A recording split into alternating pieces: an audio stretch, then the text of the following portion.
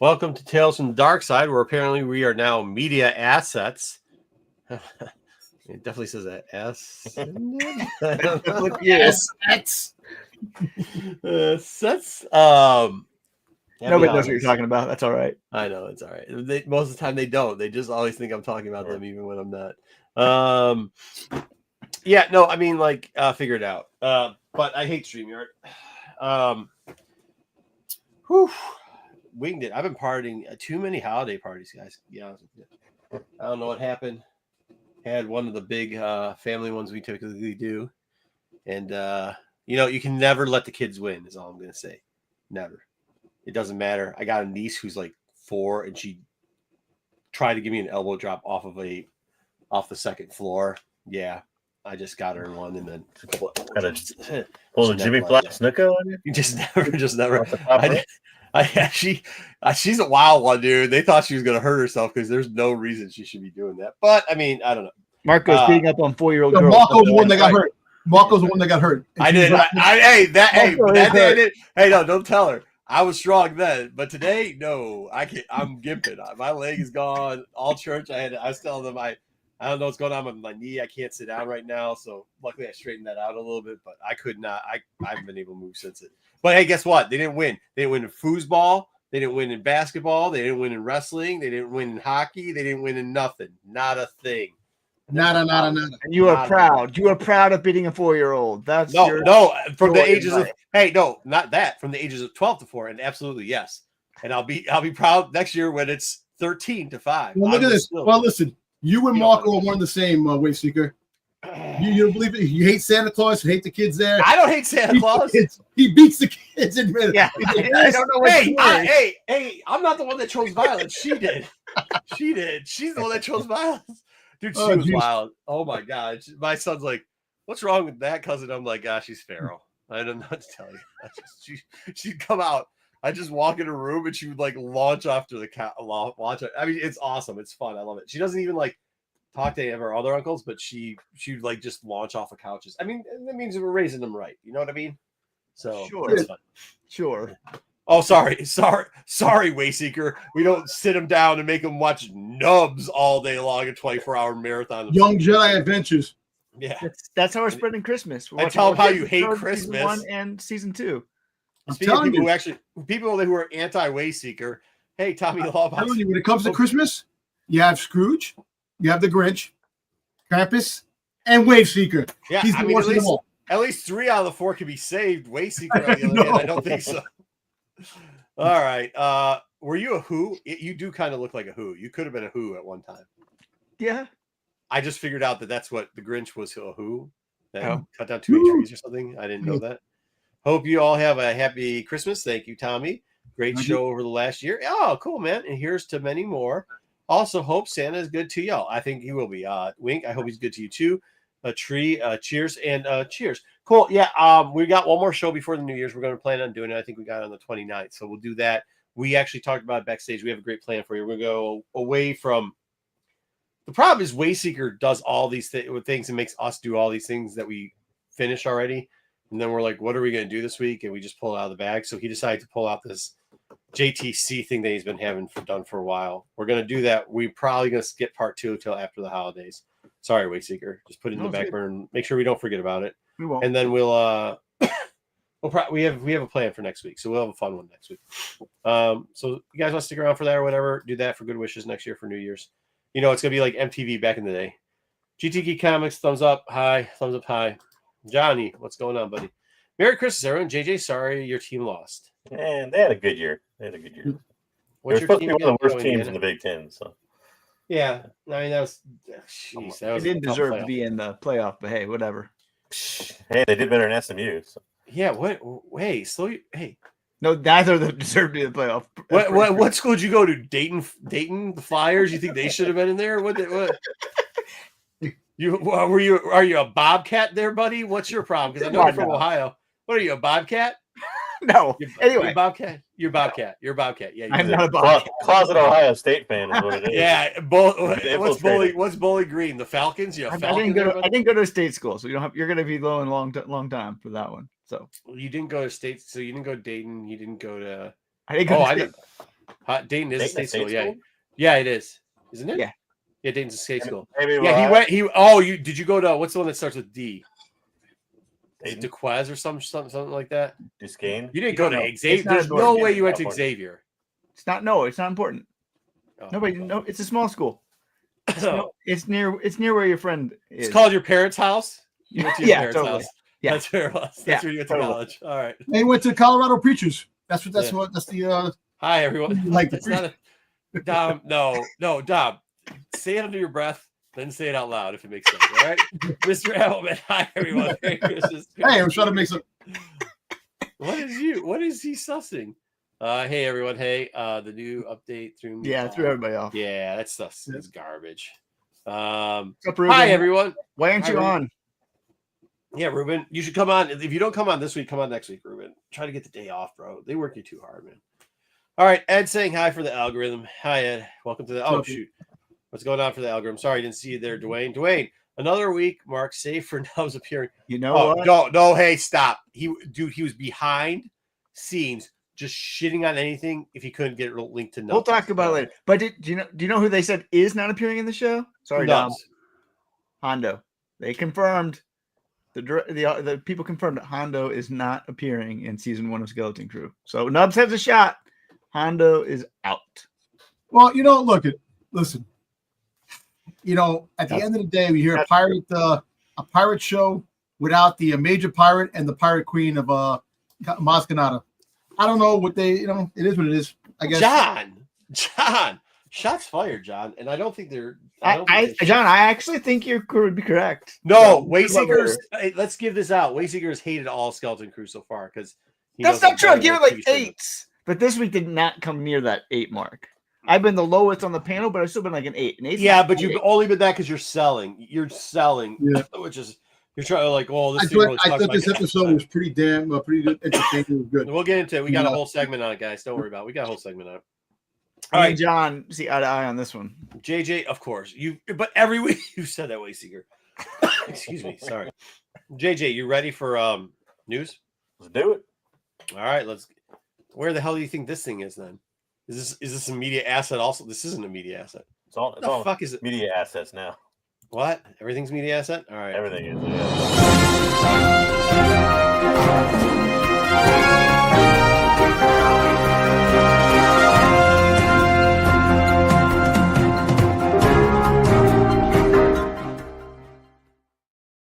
Hey, look, Michael gave it 4 out of 5, so that's good. 4 out of 10, maybe. No, 4 out of 5. Or 4 out of 100. I don't know what Michael's rating it out of. Maybe 4 out of 7. All right, let's get into it. Oh, geez, these guys are back again, huh? Yeah. Speaking of something that did incredibly well, we had Alan Bergman, who gave an interview this week and talked briefly a little bit about the canceling of Acolyte. Went into a little bit of detail. Actually, didn't really go into any detail. He basically just said what everybody kind of already knew, which was it didn't kind of perform well enough to justify the cost type thing. So all along, we kind of said it was a cost thing, when we kind of heard that figure.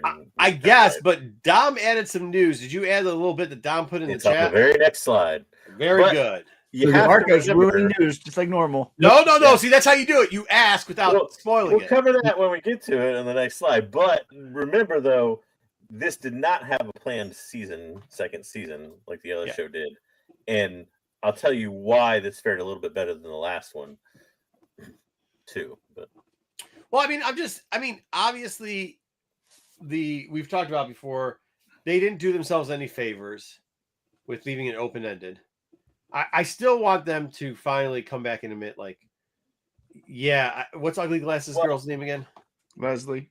I just want Leslie to go I probably should, because to this day she's still standing on business on the thing. It's it's obviously wrong. You should have finished it. But right out the gate, it was set to fail, right? Well, the price tag was too high. Yeah. No, it's not the price. The attack killed it. It's not the price because of we're about to talk about after this. So that's not it. It isn't. It is for the red argument. Don't forget the trajectories of you're talking about Andor. To spoil it for everybody, we'll get to it more in the next slide. But the the trajectories of the two, don't forget though, were the opposite. This started off pretty hot, buzz-wise, people watching everything, and then trailed off and got really cold near the end. So once the witches showed up, that's what threw everything off. No. You didn't mind them at the time. Let's stop rewriting history.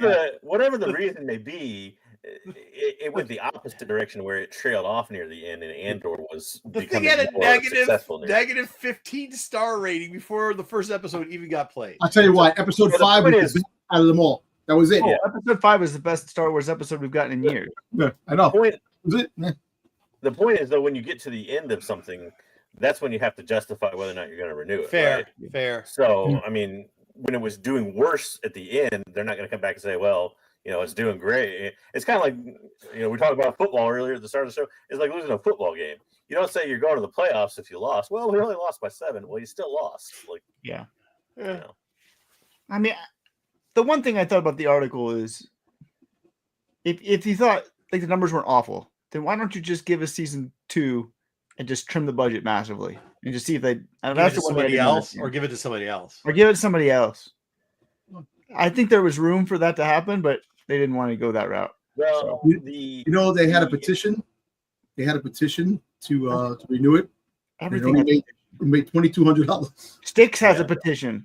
Everybody has a petition. Yeah, everybody has a petition to do everything. Petitions don't matter. No, I'm just saying.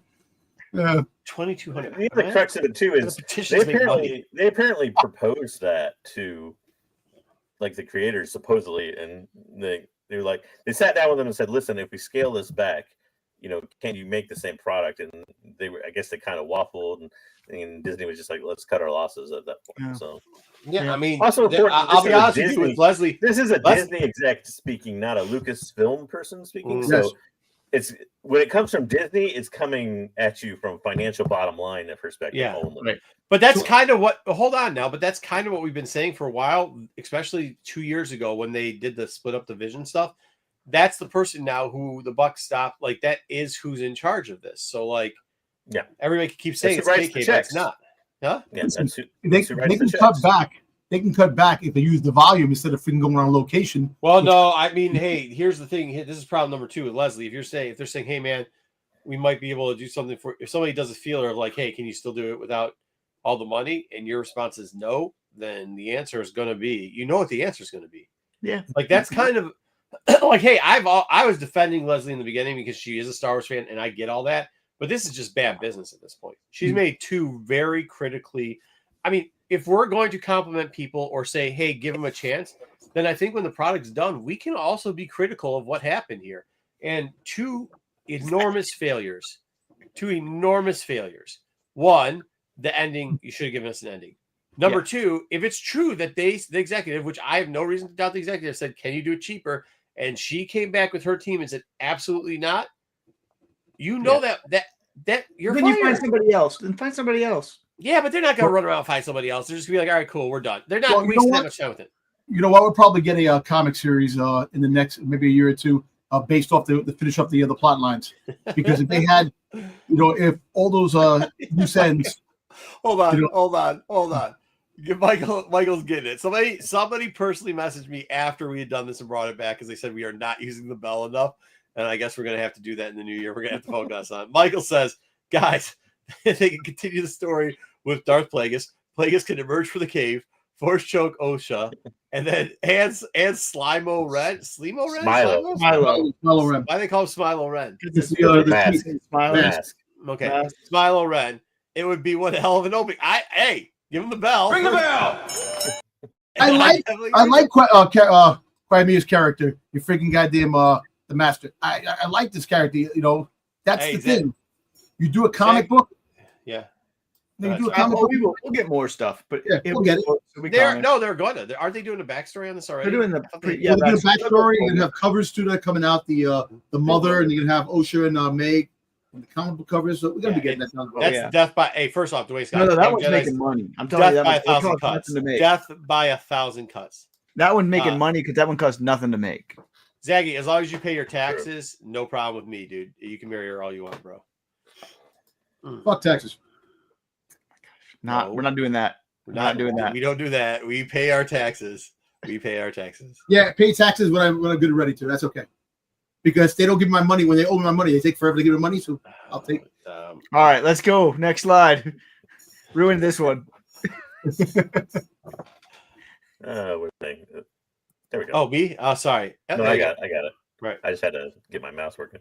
All right. So this was what we were talking about. So Andor. Now, not us. You ruined it. You pulled a dom. Yeah, I pulled a dom on myself. That's true. But what we collectively got is that basically Andor to this point, and this is the way this works is when you do a production in the United Kingdom, which is where Andor is produced and where the studio that Andor is made at is based, you have to report all your financials. This is why you normally don't see this type of stuff for other shows, normally in all the how much it costs and the detail and everything. But because it's the UK, in order to get the tax breaks and stuff that the UK gives you, they make people break it down, publicly, almost like if you were reporting to the SEC on your company or something like that. So, where the cost has come in, it's $650 million or $45 million spent on Andor so far. Okay. That's coming from the studio, so this is basically their entire production cost of it. The way it broke down was it's across both seasons. So you keep in mind this is spending for also a season that hasn't come out yet at the same time. So this includes all the production and everything for season 2 that they've spent so far. Why does it say production of Obi-Wan Kenobi suspended? Because it was the same studio filming. They were filming at the same studio for that. Oh, okay. But that's one reason why it kind of got up a lot in cost too was the strike. So they went to a certain point with things. They went to the strike. They came back. In some cases, they had to hire different people after the strike and other things in order to ramp production back up. So that's why the cost of season 2 is a little bit higher, supposedly, than season 1 was as far as the production goes. Yep. Bix. John Sanders wants Bix. The important thing to remember, and if you want to read the whole article, you can go and I believe it was it Forbes? I think had the whole article. But you can go in there and it breaks it all down for you. And in the end, off the balance sheet, the studio actually came away ahead in a profit of like $100,000 after the $650 million, and that's without season 2 airing at all. That's just with what the studio rebates and all that stuff too. Yeah, so that includes all the tax rebates they got. So that was a big chunk of it too. So taxes was a good segue. Pay your taxes. That's why we pay taxes. We couldn't get these shows, Dom, if we don't pay our taxes. Yeah, pay your taxes, Dom. Dom, you want more shows. It's your fault. Not when they want me to. Give me my money first. Don't hold off my money. I want my money. That's why we're not getting Star Wars shows for another 6 years. Yeah, that's why we're not getting the Star Wars shows, Dom. Pay your taxes, Dom. My money. Give me what you owe me. Give me what you owe me. Also important to remember why this is a pretty staggering figure. To be very clear, Dom, you when you fill out your employment record, you actually told the government you were going to give them more money for them to hold on to. That's a you problem, not a them problem. I work hard for my money, not to give to that dumbasses. I'm not quite sure he understands what I'm saying here. He doesn't understand. I don't understand. But he's also definitely not going to complain in about 3 years when he gets his Social Security check. So that's okay. Well, no, but you like if they're holding, if it's, I'm not going to. The way shit's going, I'm still Social Security's be gone. Hey, I'm not going to tell Dom anything because he's going to turn it off, and when he does, it's going to be 5 years. It's going to be 5 years. He'll pay zero taxes, and then Dom will be in jail. So I'm not going to explain. This wasn't even the political part of this this news segment. But anyhow, like the power. The takeaway from this give the money.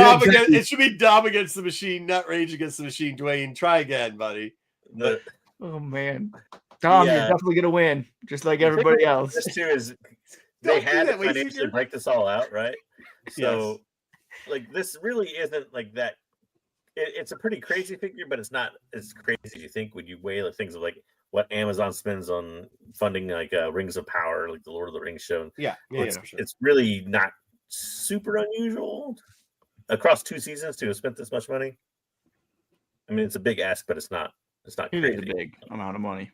For the nice thing about second season, it shouldn't cost as much because you're using props again. So it is a crazy amount of money for season 2. Yeah, but it's time jumping, bro. Yeah, I think they probably had to redo a lot of the sets and stuff. Would be my Also, guess. hey, they're taking some of that money and going like, "Yo, we told you if this is good, we hook you up on the back end of the second one, right?" Yeah. And here's the hook. Well, in post-strike, you have to pay the people more too. Obviously, that's what the strike existed in the first place. Yeah, so. that makes sense. Okay. You're moving forward. Oh, I thought JJ said he had it. I got it. Oh. So, in news that will please Dom, apparently Star Wars, I don't know if they intentionally announced it or inadvertently announced it, but they had posted on a Star Wars news article about the year in Star Wars that Mandalorian Grogu has, quote unquote, officially completed production. So it is still set for May 22 of 2026. It's a long time. And it's a long time. Still over a year. I wish they would turn around and say, you know what, we're gonna get in December next year. We can't because of Avatar. I imagine they're not competing against Avatar. Avatar is bigger than this. I know Yeah. you don't think it is. It is. But they need a hit. I would put this out sooner. I would get that, but you're not going to go against Avatar. It's not going to be a hit. You move Avatar. You move Avatar next year. Why would you move Avatar? Avatar's bigger. You bring this close because you need something. I agree with Dom. Avatar sucks, and I think that guy buys. I think dipshit buys tickets for that. So it's Avatar. I don't Also believe Disney, the extra right? numbers. Isn't Avatar Disney now? Yes, too? it is. Yeah, Avatar is Disney. I don't Yeah, believe why- the why Avatar would you do that? numbers. Why would you compete your own movie against? Why No, would but you push it. You put that. Make that come out in 2026. Why? Why? Because this is very important. So Why is wait another Avatar. year? Or do you not understand how big Avatar is? Even if I don't, I know like how it? big Avatar is, but we need a movie. Bring it out first. You need this out because we have nothing next year. Next year we got Andor, and after that, what happens? Visions. That's it. Come on. Nah, man, you're gonna get to 2026. Nah. Dom, And there's a lot Nah. of movies coming out next year too. Hey, This would but- be great. Dom, yes or no? What's his name that does Avatar? He buys like a billion tickets every Cameron. time for a show. James just so Cameron. Cameron Ron just so that Cameron, it sells, doesn't it? Cameron? Yeah, because he gets the money on the back end, and he just does it because he gets a percentage of it. So he's only doing like 3 cents. I get that. But Avatar is like what? No, is yes or no, Dom? Yes, that's true, right? Yes. Also, Thank- too, there's people that have been wanting the Avatar movie for a long time too. So it's not like Avatar's a $2 billion movie. I know it is, but you think we're why, going to even make a why don't billion you on this have that come out? Look, have that come out in 2026. You don't understand. Disney likes money. Why would they put their $2 billion movie out later? Dude, let me tell you something. You don't Lots know of how movies make I more told you nowadays this. than Hey, they do wait, no, Dom, stop. This is all bullshit. I know what Wayseeker's doing now here because I wasn't paying attention. I was doing stuff like Dominati and Dom the Man, Save the Dom, like Damn the Man, Save the Dom, that type of stuff. But now I see what Wayseeker, fuck you. I see what you're doing here. See, I called it and said that this was going to be the first movie ready to go. And Wayseeker said, That's not a not fucking it. shot. I'm just trying to rile Dom up. I'm No, not so even now, part of it. now he's trying to undercut everybody That's on this not show. even part of We it. get what you're Mark, saying. You're not We important see enough. what you're doing, Dom. We see what he's doing. No, That's not true. I'm just trying to rile Dom up. That's what Yeah, I'm I know trying to you- do I here. know you, but I'm just saying, but it would People make are sense to riled come up. out towards the tail end of the next year instead of coming out in 2026. So you have a potential win at the end of next year that can go I get into that, but why don't you 2026. take the guarantee? That is the and win. give you more money. Avatar is a win at the end. Yeah, of but it's next not year Star for Wars. Disney. It's not Star Wars. I'm talking about Star Yeah, Wars. that matters to you, not to Disney, though. yeah. Disney doesn't care about that at You all. don't They think- want to make you don't money. You Nobody, don't think they care nobody. about their Do failing? you know what? Hold on. Do you know one person that actually watched that Avatar movie? Because I don't know one, and I know a lot of motherfuckers. I don't made know $2 a billion, single- so I'm pretty sure a lot of people watch it. Yeah, no, that's not what I asked you, JJ. That's not what I asked. I said, do you know personally? Yes, I do. Yes, Who? I know people that went to. Say their name. No. See, 3 seconds too long. I'm You not gonna thought too say long. random You people's don't know names. anybody's I name. don't No, even true. check it. Liars. Dom. Liars. I've Liars. seen the first one and I enjoyed it. I never saw Yeah. the second one. The whole fact is that Which one are they even Avatar, on? I don't think people Star even know. Wars We're- put the we're gonna Star be Wars moving on movie out three. first. Okay, That's Zaggy, true. stop. Zaggy, we know you did. Just stop. You watch everything, though. I mean, you got. Listen, you have Star Wars Celebration next year. Going to Star Wars Celebration, imagine they say we're going to have Grogu and Mando come out in December of 2025. That's going to get the crowd riled up. We're going to Why have does this. that matter? Nobody next year is going to remember that by the freaking December. They're not going to care, dude. Nobody. No, it doesn't matter, Dom. Hey, Also, Zaggy, to do Star you Wars work? Celebration is one I think. convention. By the way, I think Zaggy works at a movie theater. That, or he like just runs in the back door all the time because he sees every fucking movie, bro. I don't know how he does it. It's got to be part of his job. He actually probably is like. He probably just reviews movies for free. You know, you could be like the college review person. Zaggy's probably on his like 30th year in college. He gets free tickets. He gets paid to do it. Yeah. Yeah. Nobody's ever seen it. Funnily enough, I used to work in a movie theater. We didn't actually get free tickets to new movies. You had to wait like 2 weeks. That sucks. I mean, there were still ways to watch it, kind of, but to get your free tickets, you had to wait like 2 weeks to get your like employee tickets to shows. I don't know what the Cinemarks pack thing is. I still think that's like a movie pass. You gotta go to that would be a better move for Disney to do. Have it come out 2020, the end of 2025, instead of waiting to 2026. All right, whatever. Don't think you understand. Anyways, Disney cares about one thing. Speaking of Star Wars Celebration, Dom, we had a new badge art release. So. I sent that out. I was thinking it's really good. I sent this to. He knows. He's giving you the feed. It. Gee, have you been on the fucking internet before, Dom? He's giving you the fucking feed. He's like, hey, speaking of Celebration, Dom, we got these in, and you're supposed to say, yeah, man, they're great, right? You guys fuck me up, man, all the time, man. No, it's like a Wayseeker. It's all my fault. I derailed Dom. Yeah, Wayseeker, stop fucking with Dom. Yeah. Anyways, so yeah, I'm still doing Dom names. Not pictured because I couldn't fit it. Not pictured as the droid ones, which look stupid anyway. So I like Sabine's the one I probably want now. Yeah, I like these. I hope they have. I don't like the Aja Ventress. I wish they would have done a better job with her. Hey, I'm hoping the third set we get a Boba Fett because she literally looks like she's taking a turd in her pants. What about the Queen Amidala? That's who the third one is. I like Queen. Yeah. I think it's good. Well, it's like geisha version of Queen Amidala. Do I get to request which one I want? I have no idea. No, they send it to you. You gotta they send them to you. You get a random.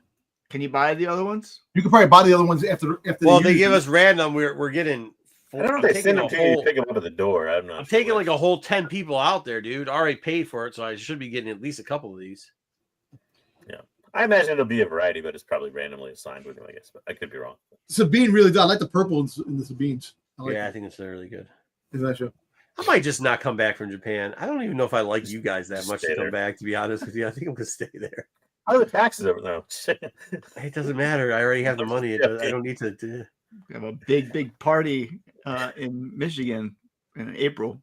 So here was an interesting story that no one will care about. Don't worry, people are going to be watching the house. We got people living here during that period of time. I don't even know I don't know where you live. But the docs still got to get in. The gun's got to be reloaded. Like, it's still good, bud. So each group gets one. We like the canceled project segment, right? So here we go with a canceled project that actually they after 16 years they found a build. A playable hold on.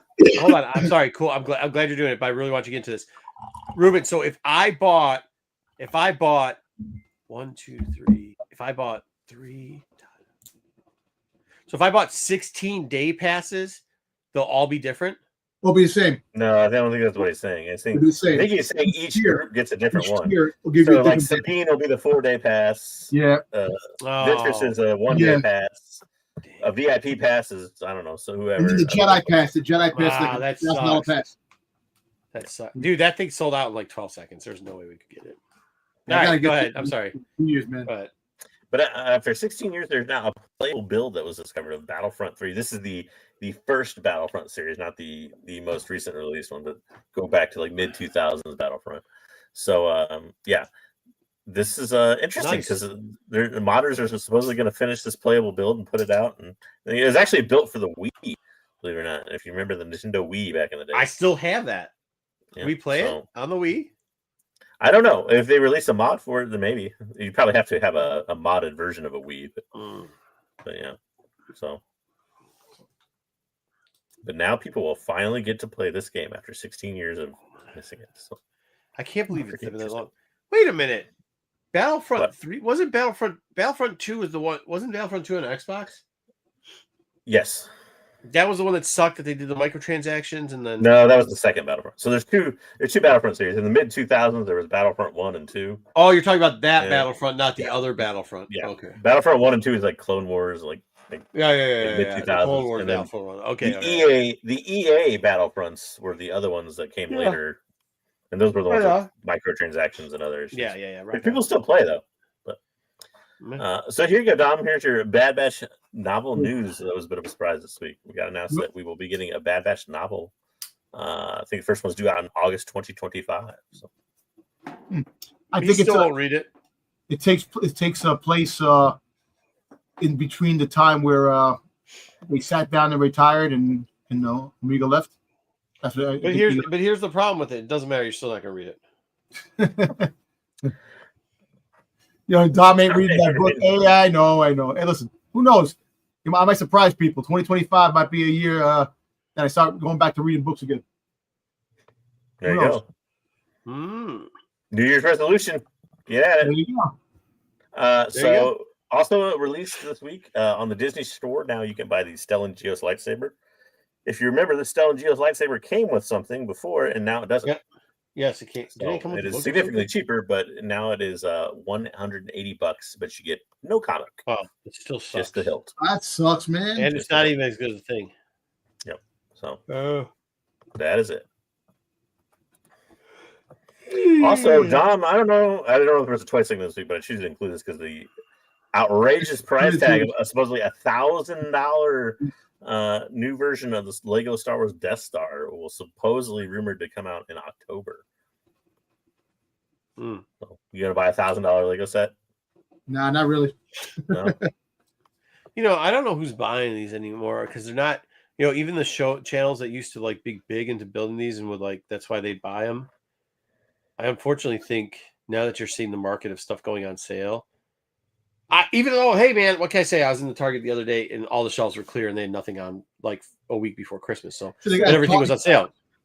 They have a Target on sale. It's everything closed up in glass, locked up in glass. All the freaking Legos. Not where we live. But like, but I'm just saying, like a lot of the stuff, like the older stuff and the more expensive ones aren't selling.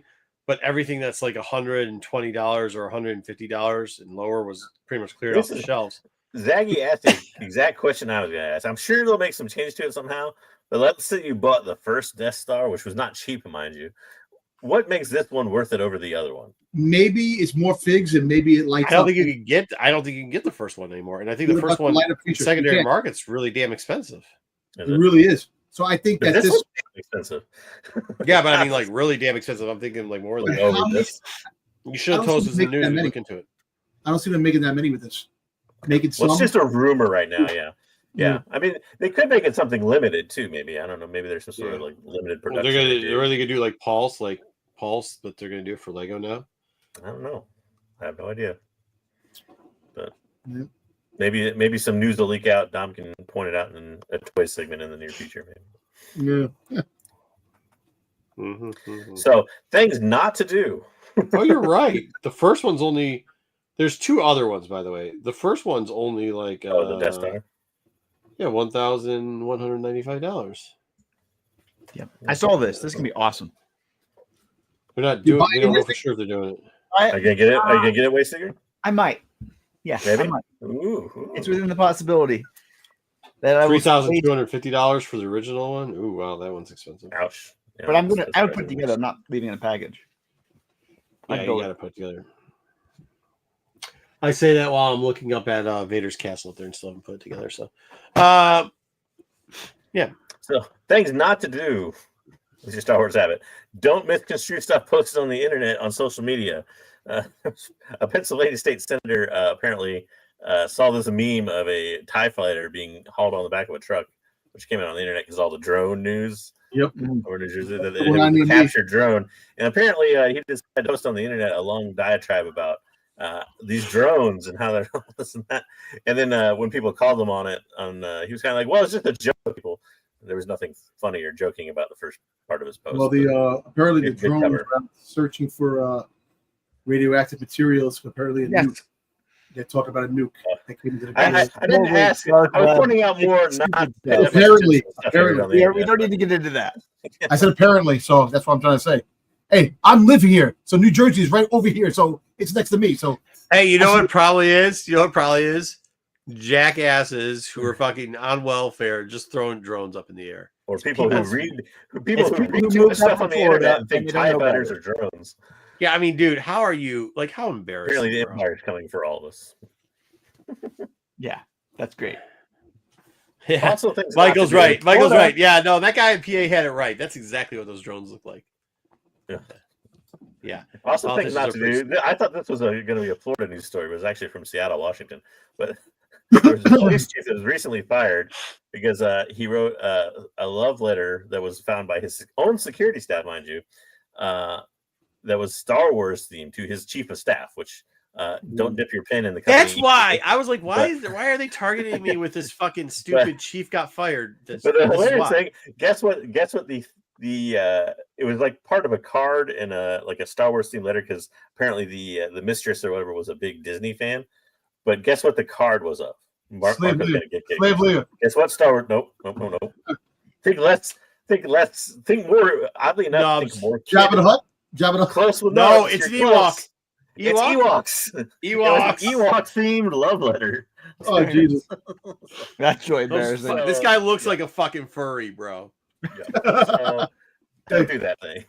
He also looks like he eats mayo on fucking ramen noodles too, dude. If you're gonna write Star Wars themed love letters, 1, don't use Ewoks. 2, don't let your chief of staff apparently discover it being sent to your mistress. So.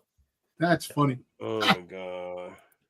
And that brings us to the last rumor, which is this old man is actually Taika Waititi. Really? I guess, yeah, this is what it looks like now. Fucking stressful. Wait. Never. Here we go, Dom. This is for you. Yeah. Go ahead, JJ. Yeah. We will never ever see Taika Waititi's movie, is the rumor now. Apparently it's been permanently shelved, which means canceled more or less. The question is, did this ever really exist? Well, first, is it good or bad? But then, did it ever actually exist outside of Taika Waititi's head? No, unless you listen to Dom. Yeah, I don't think it did either. It never did. But I mean, Tom got the facial hair, looks like you, kind of. I'm just saying, like this. Give me his freaking money. Give me his money. I'll take the money. I'll take the money. I can pay the taxes then. I actually think his Star Wars story and your Star Wars story are probably about the same quality. So, and what quality?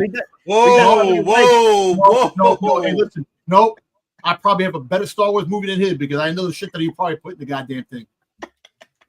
So, don't play around. He did say in an interview about 4 weeks ago that everybody would have hated it. So apparently, he said I guess he was right. Yeah. He said that himself. So I guess he was right, and even Disney hated it. Hey, no, for real, can somebody just check on him? Can somebody check on him, dude? You can't be serious. Well, you see, the whole thing is that Disney hates good story writing anyway, half the freaking time.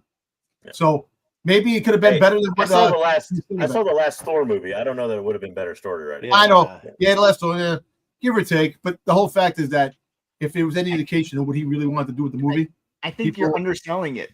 Dwayne, did we not? We already know what his movie was going to be, and it was not R. It was above. It was the next one up with talent and everybody else. Like, yeah, dude, that's why Dom would love it so much because it's pretty much it's gonna be talent making out with Slave Leia, leading. I'll take that shit. That's the movie I got in my head. What are you talking about? That's what we're saying. I want Dark Talon to freaking be the cover page of every friggin' thing. Yeah. But, hey, that's all right. But I don't think we miss as much here if this got shelved. No, like I don't think it ever actually existed outside the concept in his brain. But not missing much. And that was the news in Star Wars this week. Nice. Dom Jeremy. Hey, go Pete. Dom Jeremy. It's not Pete. It's me. Oh, how do you not know that I'm putting these in? Oh. I literally said, hey, I'm just not paying attention because I'm putting all these Domisms in here. Dude, get out of here. Get out of here. Dom's gone. Yo, dude. Listen, I just had Hennessy and tea, man. I'm kind of Alzheimer's coming. You're getting to that age. I mean, we understand. Listen, there's no old times here, man. It's all good, man. Okay, anyways, we had these 3 books. I put these 3 up here first because let's all listen to Wayseeker tell you Wayseeker how brought all the 20 of Wedding them. Spectacular wasn't the biggest piece of shit in the world. It was, by the way. I loved all these comics. I loved even the Ewoks. No, stop. So hey, everybody wants to see Wayseeker live real Wait a quickly? minute, he just said he loved the Ewoks comic? I did. I'm not Wayseeker, lying. no, I loved all of these comics. Don't lie to these people like you lied to us. What did you say I'm not about the lying to Wedding you. book? I loved all of them. No, that's not what I'm asking you. The Wedding one was crazy, but it was No, you said it's crazy. sold out at your LCS. It was. He bought all 20 20 copies. He bought all the It was copies. sold out at my LCS. The Wedding one was. Because nobody bought any, dude, except for you, man. It was terrible. Gone. But I was of the 3. Dispatches was amazing. I love that book. That was like one of my favorite comics of the year. Which one? I loved seeing Emmerich and Niv work together. Yeah, and middle one. Emmerich was, playing Niv the whole time. I thought that was great. They finally figured out how to get to Planet X and move the storyline with how to get through the nebula, and went back to the only thing would have been good is if they actually showed the chick that was getting dressed naked. That's probably, and then Dom would have read the book. Besides that, yeah. The chick that got naked was in the Wedding one. No, the other one. No, Emery's partner. Emery's partner was getting dressed in that. Oh, I know, but they almost kissed in the Wedding one. Who cares? You wanted them to be naked. I'm just saying they're moving that way in the Wedding one. But anyway, rousing discussion on Star Wars comics. So anyway, yeah. I thought that one was really good. Right, Ed. He bought all 3 of them, sold out. That's what we said. Yeah, no, we got to see Sav again in High Republic Adventures, which is one of my favorite characters, and we haven't seen Sav. She got to see her in all the books in a long time. She was time. in every book. She was in every book this week. Sav was in every book, but she hasn't been there in a long time. Here's the problem: the book on the way right, the little girl that's in charge now of all these people that probably are more important than her is now hanging out with her mommy, and just so that they could end the book saying we can fight together, which is kind of stupid. The wedding book was just book was just a load of shit so they could get to Yaddle with fucking more hair than you've ever seen her before. It really was fucking stupid. And the middle book had some potential. Who's the Scrooge now? Who is the anti? But they dropped it in the middle. No, I'm just being honest. You know what? As a whole, though, they all had one thing in common. That's all they were. No, not at all. I thought Occlusion Zone really moved the storyline forward. We finally got how to get to Planet X. We finally got a lot more stuff about Nameless. We already knew how to get to Planet X. We got all of Boolin's code deciphered. Also, Niv is not like a depressed teenager anymore, apparently. No. Who isn't? Niv isn't. So I disagree with you on word salad on the Occlusion Zone one because that actually moved the storyline. That one, okay, 50-50 on that one. All right, Ewoks though. Ewoks was the gem of the week. It was really good. It was actually really good. Ewoks was super good. Yeah. They did a great job with Ewoks. You're gonna hate how I what I thought of this book, but it was Lord of the Rings meets Star Wars, and that's what this comic was, and that's why I liked it. Like if the Ewoks were like in Lord of the Rings, that was this comic. Really? Dom makes more. Hey, you want to know? I tell you something. Dom today is making more sense than Wayseeker. Wayseeker just got a bunch of this going on, and I can't deal with it. All right, Ewoks good though. It was. It was really good. It was good. They took the little ones line. I didn't actually read this yet. So. They I don't know. Do you want to watch like Hobbits? Is that how that works? No. If you guys read the last one, they have Wicket. There's an Imperial officer that is taking Wicket with Forlom and Zuckuss and another bounty hunter on the road to go find this weapon cache. And all this one is the adventure on how to get there and what's at the end of the weapon cache. Turns out it's a lot like Geraldo. I think it's more like Geraldo Rivera and Al Capone's tomb, if there's something actually in Al Capone's tomb. But that's it. Wicket leads them on a wild chase when he knows they can't get through, and I thought that was kind of fun too. That was cool. Yeah, that's fun. All right, so that's a good book.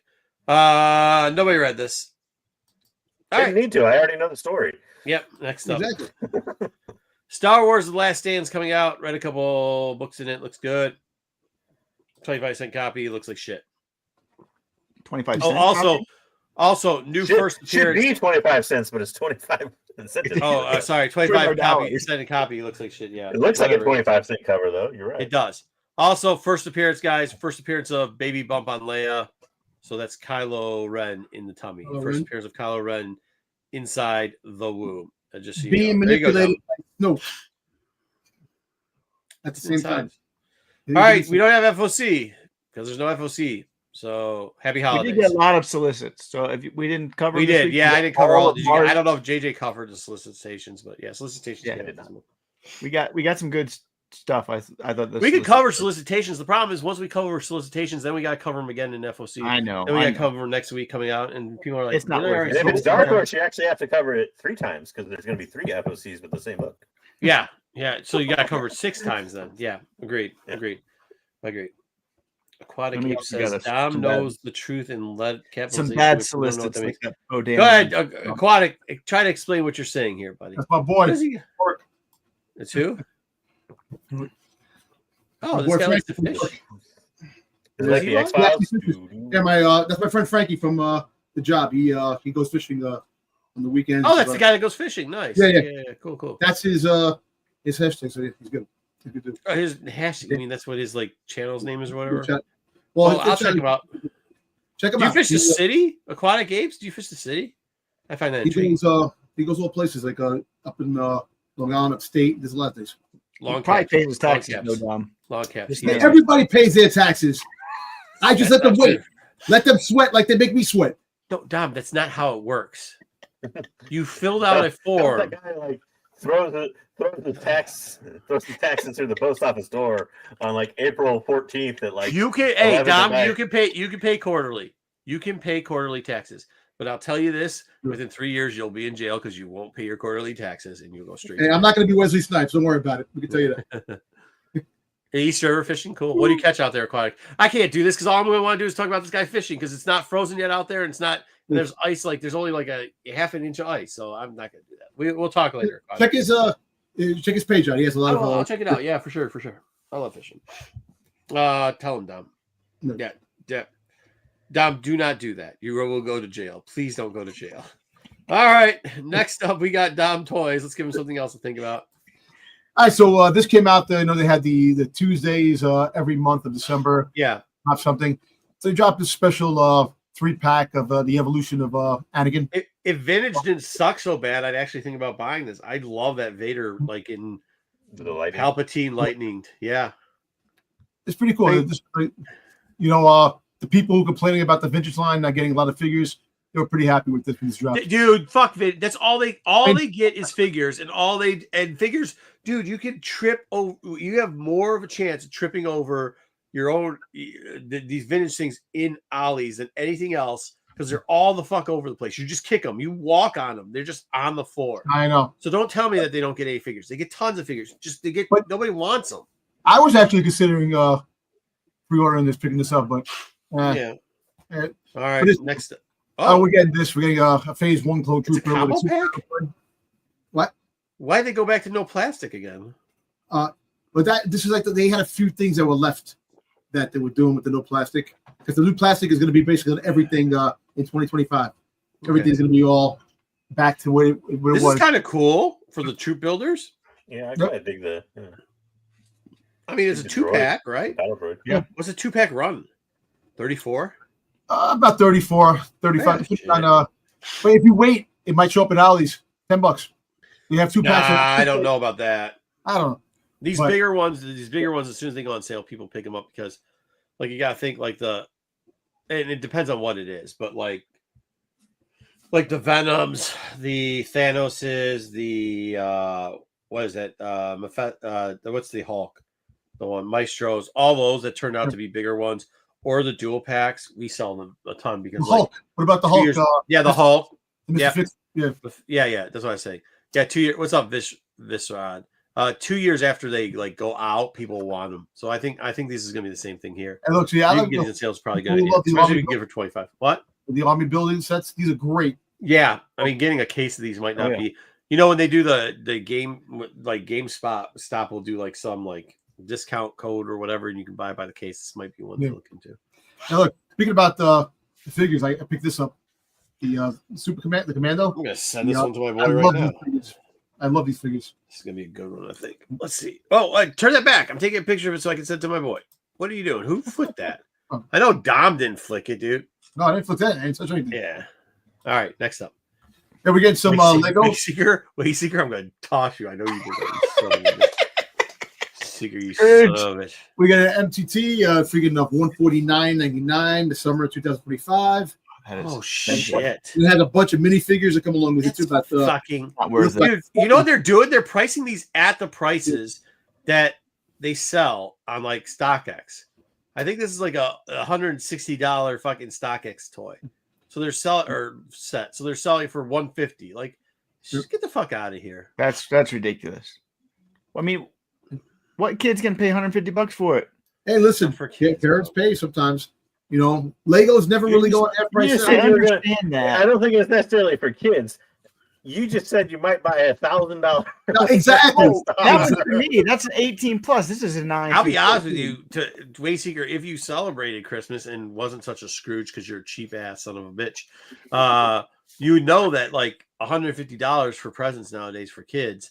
It's not like all video games cost what, $55? Some shit 70. like that. It's horrible. 70? Oh, no. For the Wii sale. Switch, I get them on sale. Yeah, you know I don't buy shit. You buy it, yeah.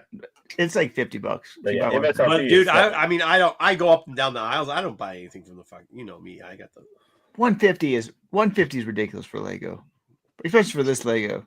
Bro, what premiere set are you not buying for 150? You got Ninjago, whatever their thing is, whatever the premiere set, minimum $120, if not $150. If you go at what's the Dreams one, same shit. The girl one, same shit. You get Sonic now has got a bunch of different sets throughout the whole thing, but their line for the biggest one is probably like in the $120 range. Who else is set? The Mario? Oh fuck, the Mario shit's ridiculous. I know the Mario ones are crazy. That's great. Now they have the Harry Potter stuff too. That's those are for adults. That shit goes on sale though all the time. Yeah. And those are adults. I mean, those are not like as big as like Death Star, but they're for adults. They need to get a G.I. Joe line for Legos. I hope. Maybe down the road, you get a license. Well, they got it. Well, what's the knockoff? They got the block. It's called Block. Yeah, I got the Rattler. The Rattler. They have a couple of things. The Stinger. I remember. You go to like discount stores. They have them in there. They're not good. All those knockoffs, they aren't as good. Blocks is pretty good. Yeah, Blocks is pretty good. All right, what else we got? You got you getting these. You getting ATST Walker. $200 coming out in August. That's really bad for the number of pieces too. That's and three. You only get like 3 people. Yeah. And you're gonna get this for $40. 258 pieces. August. You're gonna get the Star Wars Corps 327th. Kids love these little packs, dude. Yeah, they do. The problem is they should be $25. Now they're $40. It should be $10. It should be for $200. Just wait.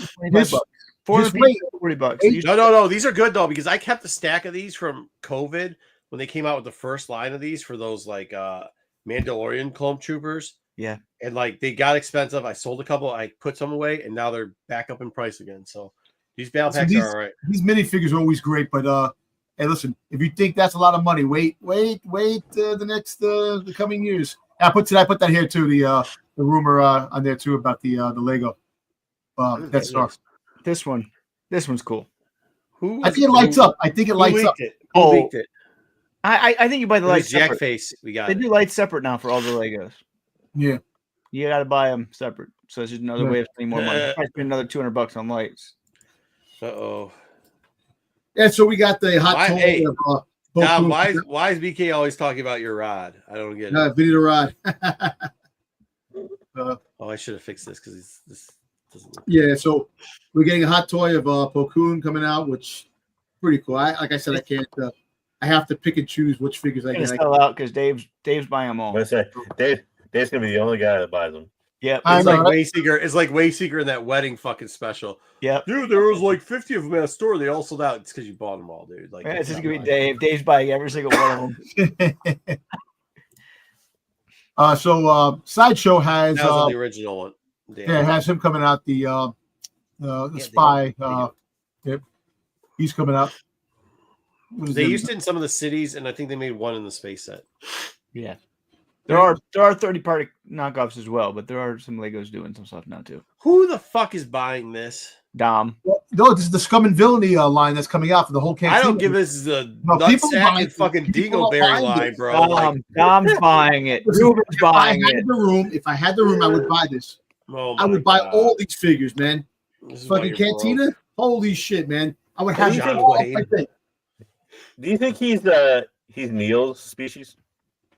No, shut the fuck Just up. with the mask on? You're trying to ruin it. Shut up. I mean, it could be. You don't know this. It could be. You're right. Maybe it is.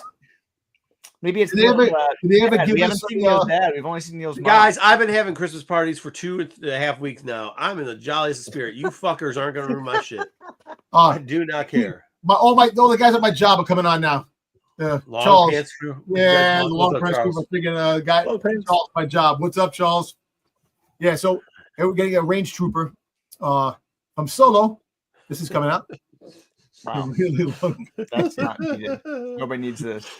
And then last but not least, here's some Acolyte toys. We're getting 3D bag clip series. bag in the clip. bag. Oh, this is Ollie's This is special, Ollie, bro. Yeah. sure. This is Ollie case special. Oh, The just- fucking hey, Dom, you know what it is? They don't even fucking open. It's just a case, and Yeah. Ollie's puts a sticker on the front.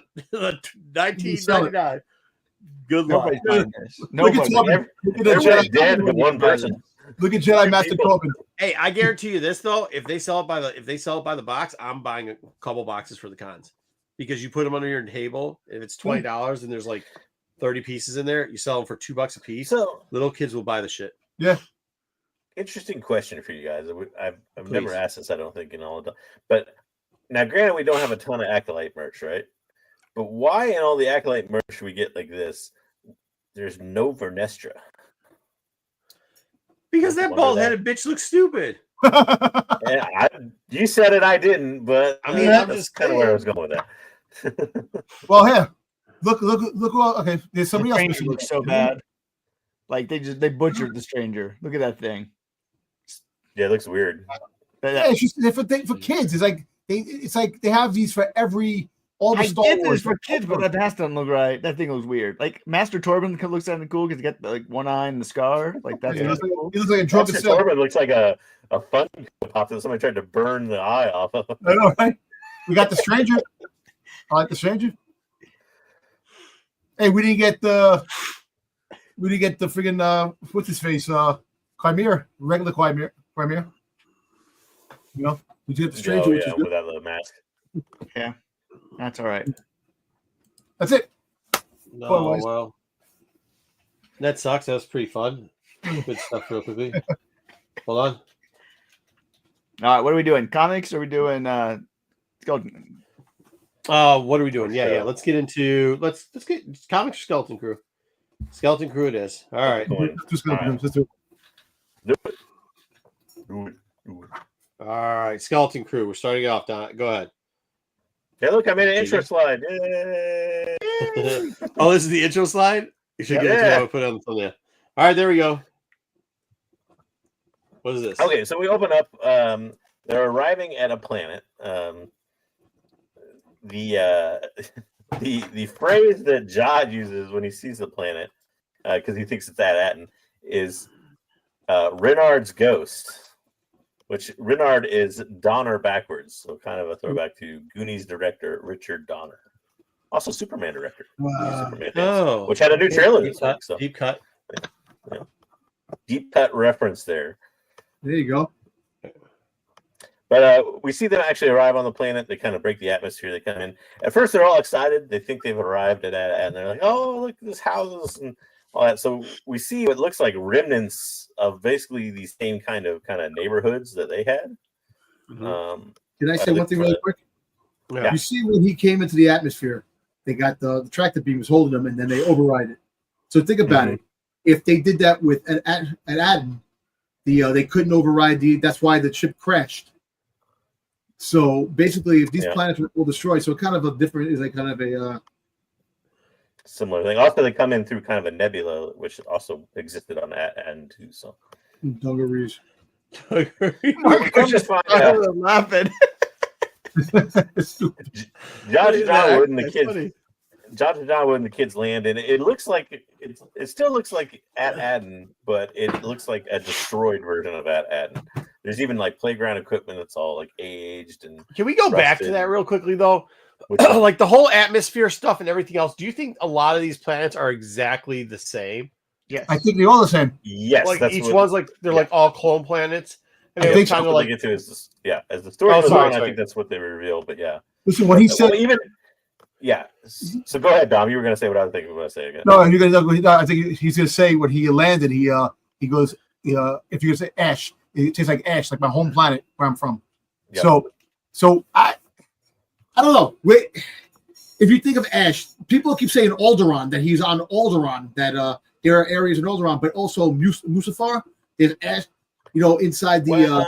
There's a bazillion planets in Star Wars. Well, actually, there's a whole system called the Ash Worlds, which we heard about in guess what book? We just read the sequel to it last week. You heard about it a little bit in the Tempest Runner. The Ash Worlds were the I can't remember the name of the Jedi, but the Ash Worlds were the world where Pan Eta or whatever killed his first Jedi or whatever during the High Republic. So there is a system of planets of the Ash Worlds. So I just wonder if this is like territory. So. I don't know. I'm going down the Dom hole now of where he was like that's all an outside experiment kind of thing, and I wonder if this is like each planet is an outside experiment. So like one was a planet where they did have like lots of riches for some reason. Nobody had to work really and do whatever. This one, like eventually they wanted to see what would happen with society. Like they're broke down. Another one would be like the next one they go to will be an all industrial one where everything, and then the next one's going to have Jack Black on it and no, whatever name. No. It's gonna be fucking people singing and shit. All Lizzo. It's triggered the Lizzo planet. This was also the first kind of glimpse we got of the history of Ja. The question is whether or not he's being authentic. And I think obviously we know he's given us like 6 names, but it seemed like here he was. Yeah. But it doesn't really reveal anything. Like when he's authentic, other he than doesn't reveal anything. Yeah, other than he comes from us. But the question is that this brought up in my mind, at least, and I saw the theory on the internet. Could one of the other planets that he comes from be one of these jewels of the old Republic kind of planets? Yeah, it could have. No. You don't think so? No, because I think he would know about a lot more than he. Yeah, I think he. I don't know. But how would he know? Hold on now. Though. The kids don't know about any of these jewels of the jewel of the other planet. Yeah, the kids don't know the other planets exist. But they're all called the same pretty much thing. Like he's like, I come from at Aparion or whatever the thing was called. It sounds a lot like at I don't know. They all sound exactly. What are you stumbling through over there? All the names of the planets are exactly the same thing. Well, they all start with at. Yeah, they're all at. At something. Usually an A word, but he would know, like he came from one of the planets because they're all. So maybe he does know. He just hasn't told us about it yet. Remember, he was young. He was probably taken young. If he was taken. Pause. Hey, all your buddies from working here, don't say that with them in here. Pause. Watch what you say. Go again. You want that cut out? He was taken young. Pause. He was taken. No, I'm just saying that he was. He was saying his mother was in Order 66 probably, and he was. Hold on now. I didn't know that part. Hey, here we go, Dom. Give it to us. Dom watched some fucking YouTube thing, and Dom, go ahead. I'm just saying the whole fact is that Fern, the chick that plays Fern, she messed up by saying on the set there was a lightsaber. So there is going to be a scene where his backstory comes that his mother. She was also on the page on who she was, and they took it off. So guess what? So he's a Jedi, but stop. Take a breath again. Try again. You got lost on what you're saying. No, he said he didn't. What the hell are you saying? I'm just saying the fact is that he was taken as a youngling, and I think Pirates probably got him. First off, stop saying that. That sounds gross. Second off, what are you talking about? I'm just saying. Don't do that, Wayseeker. Let him say it. We got to give him a shot at it. All right, wait, go, Dom. No, I'm just saying the fact is that he is a Jedi, but he is Jod. Okay, but he wasn't trained. He wasn't trained. He was young, so he don't. That's why he has limited power. He uses his abilities limitedly because he doesn't have the training behind his moves. I thought it was that his mom had a lightsaber that. You kind of just get. I think you combine two theories into one. There's basically two kind of theories that he's. Okay, go with them. that he's Right. a Padawan that was taken when he was young, maybe Okay. from one of these 9 jewels of the Republic planet, Okay. or fair. that he is a lot like an Ezra type character, where his parents or somebody he knew may have been a Jedi that got killed, and Okay. he's what they called in Ahsoka the Wilding. Was it the Wilding? Was that the word they used? Something like that. Sure. Jedi, where they're kind of they're not really. He's not really a Jedi. He's not raised in the Jedi. He just order. has force power. Yeah, Yes. he just knows how to use the Force. So Yeah. Fair. That's fair. Yeah, I can see him being from planet Italian or what is the other one? Yeah. Italian, Andor, Alderaan, Tatooine. JJ, did you get the scene where when they came into the planet, they had the satellites that were in the sky? yeah, which control the weather. We kind of already No. Yeah. But they remind you of Operation Cinder type of satellites. Yeah. You know, and But that's kind of common. That's not super uncommon in Star Wars, but yeah. It's all over the place. Yeah.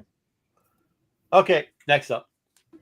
But we did get to, they kind of tracked their way through and found their way into a home, which maybe looks almost exactly like Fern's home.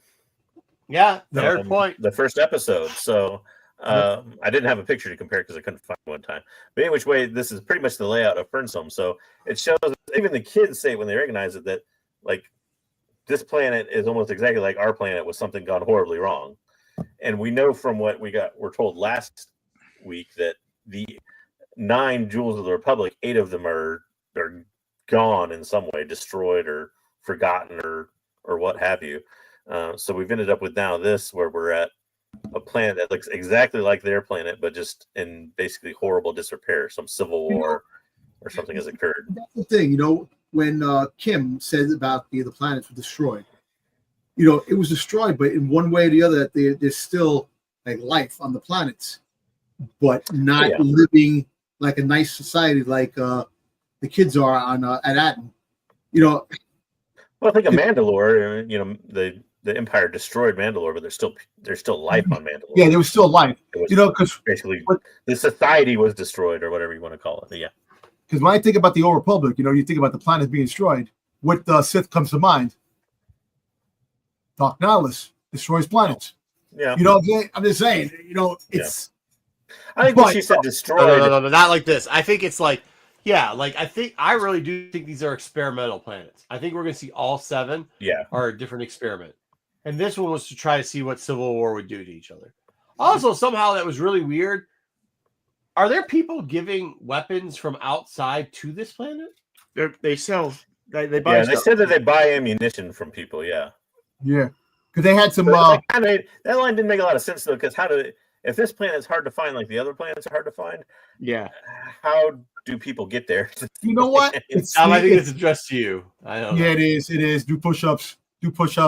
Planets. I'll donate. It made no sense. You're right.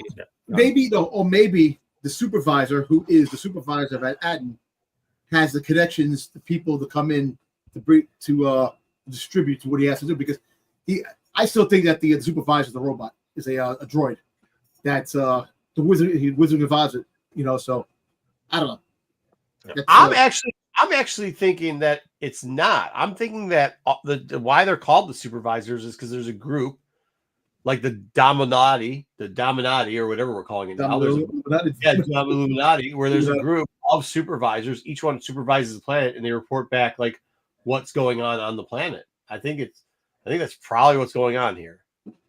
I'm going to look up. I don't know. For some reason, this seems familiar off of some sci-fi short story. Well, I know. Also, I was going to wait to get to it later, but it also seems a little familiar, and I was going to get to it more later from communism.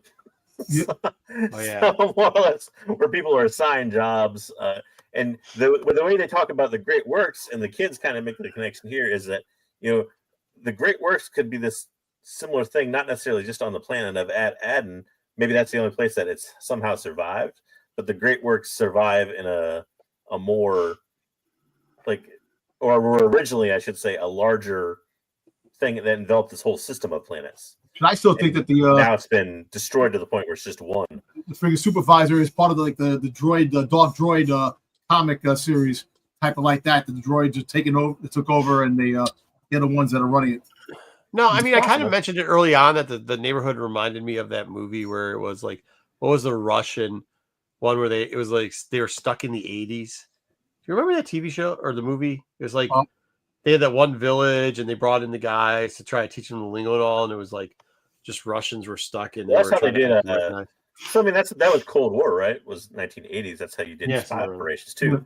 They had both sides had spies that would disguise themselves as suburbanite families, to kind of infiltrate society in a way.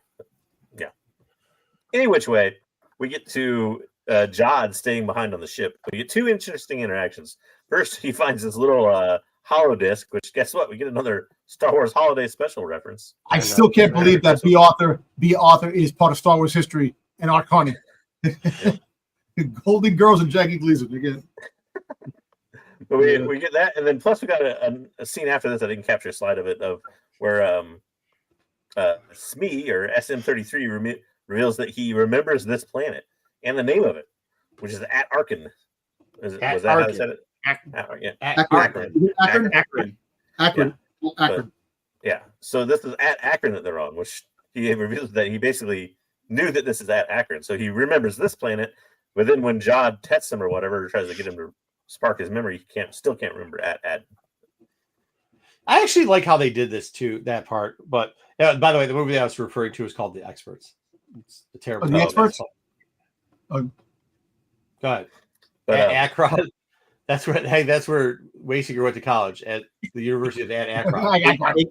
AK Rowdy, as they say in Ohio. Reminds me of Key and Peele. Akron. That's a state college too, dude. That's where Wayseeker went to college. No, just joking. Oh, Jesus. These guys, man. So we get this. So we're talking about the supervisor, right? We come across a statue, and even the kids posit that maybe this statue was a statue of their leader, who Wim jokingly calls King No Head. But this was pretty interesting. It kind of reminds you, like I said, a little bit of communism. And this is a lot. Yeah, little Stalin statue with no head on it. Yeah, for sure. Yeah. So I mean, I don't know if it's obviously probably not meant to be a direct reference to that, but maybe a little tip of the hat to maybe that's the way these societies they had existed in a way. But see, that's what I'm thinking. And this is one of the things I keep going to my theory of each one was treated a different way. So this one had like the dictatorship of the supervisor instead of the supervisor just doing data entry or whatever they're making do on the first one. So then the next one's going to be, we're going to have like the Egyptian pyramid style, like Pharaoh supervisor. I bet you we're going to something to that effect. How do you know? But how do you know that they're not living in a dictatorship at Atten? I mean, they're basically assigned jobs, right? Yeah, I mean they are, but I'm saying like different, like this is like socialist dictatorship. They'll have a fascist dictatorship. They'll have like a slave-based dictatorship. I mean, just like different types of versions of that. And do you think that the parents, like, they don't know that what their parents do? Wim's mother, you don't think maybe Wim's mother accidentally did something and they kind of like I don't think they're as high as you think they are. I think they're just mid-level workers. Mm-hmm. They're just putting their jeans on really, really tight, really tall. One pant leg at a time. When you have a controlled monarchy, system, sure. Yeah, you have people that fall in there that are going to be, middle management, basically, right? Yeah. So, I mean, the question that this presents, though, like if this is a statue of the leader of that planet, or the quote unquote the supervisor, the question is the supervisor the leader of all those planets at the same time, or was it? Is it simply one planet has their own supervisor? I think it's going to be different supervisors I really do think it's going to be different supervisors for different planets, and that they're going to. I really do. I think they're going to have it in different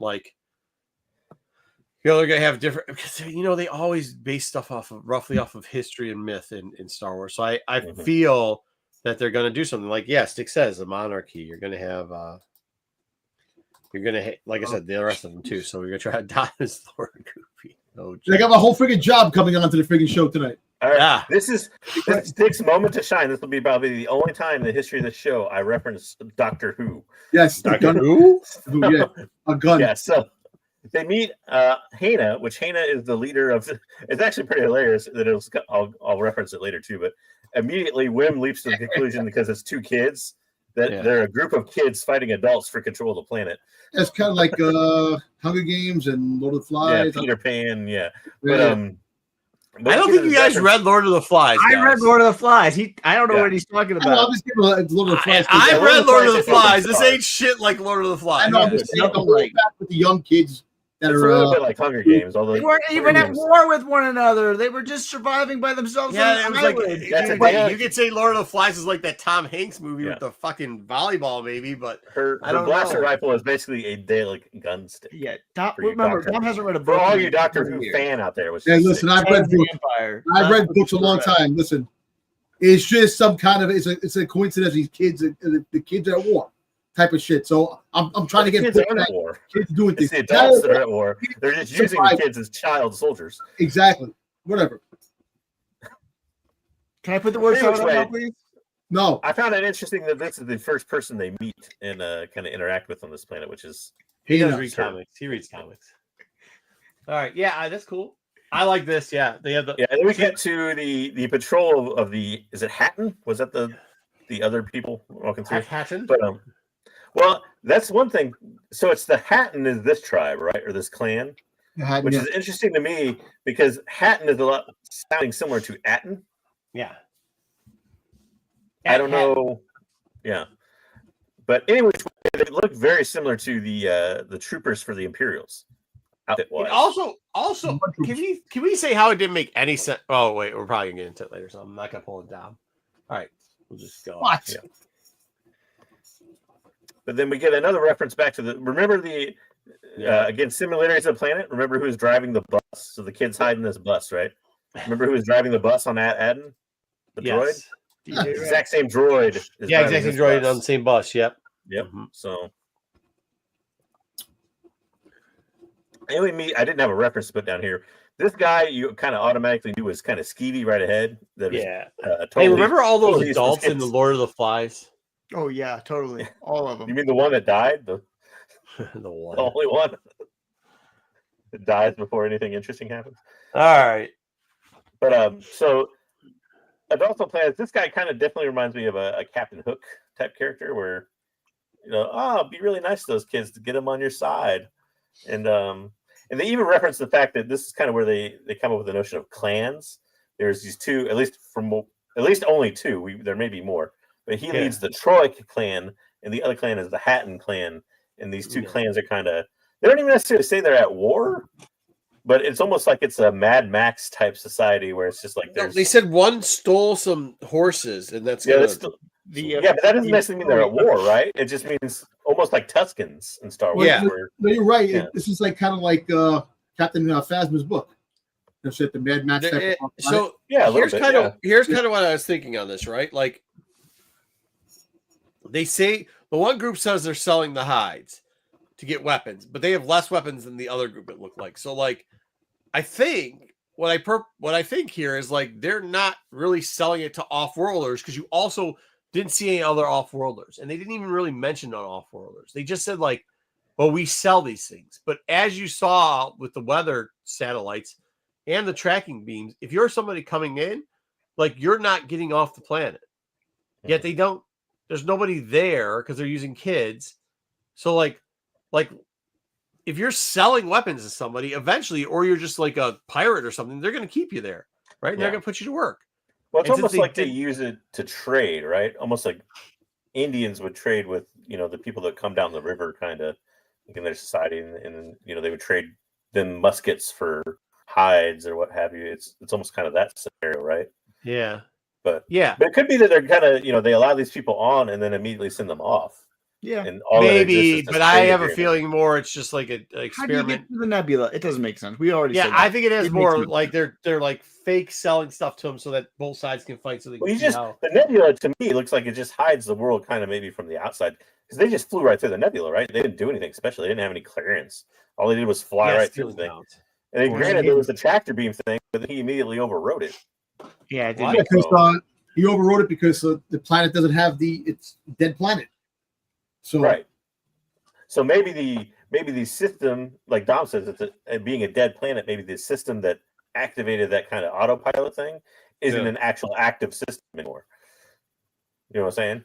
Yeah, maybe. Fair, but I mean, I just would think that at some point they would. I don't know. They're trading high. You know why? Listen. All right, look. You don't seem super surprised to see off-worlders. Like he even says that they've met off-worlders before. So. Yeah, fair. You know, fair. Okay. Look, if you look at this way, you have Ad as a suburban place where, everybody's, has a nice little life. The parents are working, whoever's going on. This you go is to the place this after the purge. Yes. Yeah. Then you go to this planet.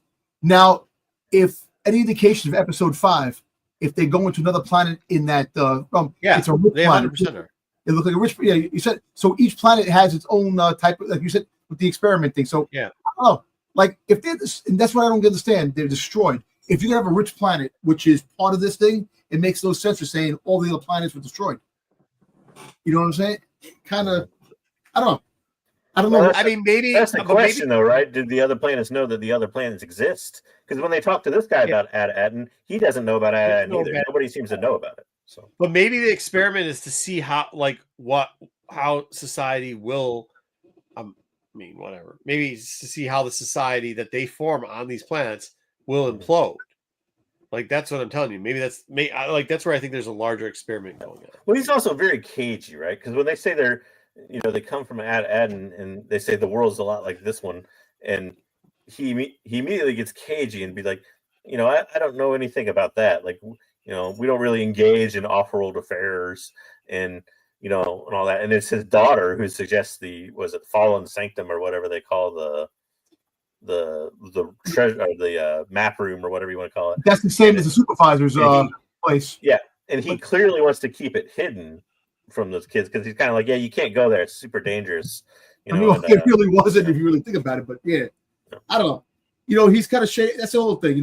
There's a lot going on that we aren't going to find out. Hopefully, we find out. Hopefully, we're not going to find out this week. We'll probably in 2 weeks. No, who's that? France. At France. Remember the Hatton patrol that we saw earlier arrives at their ship when Jod is trying to convince Smee to remember things, and we heard this for the second time. We heard the phrase, "What's your flag?" And he goes, "Just shoot me." I love that part. Just shoot me. Yeah.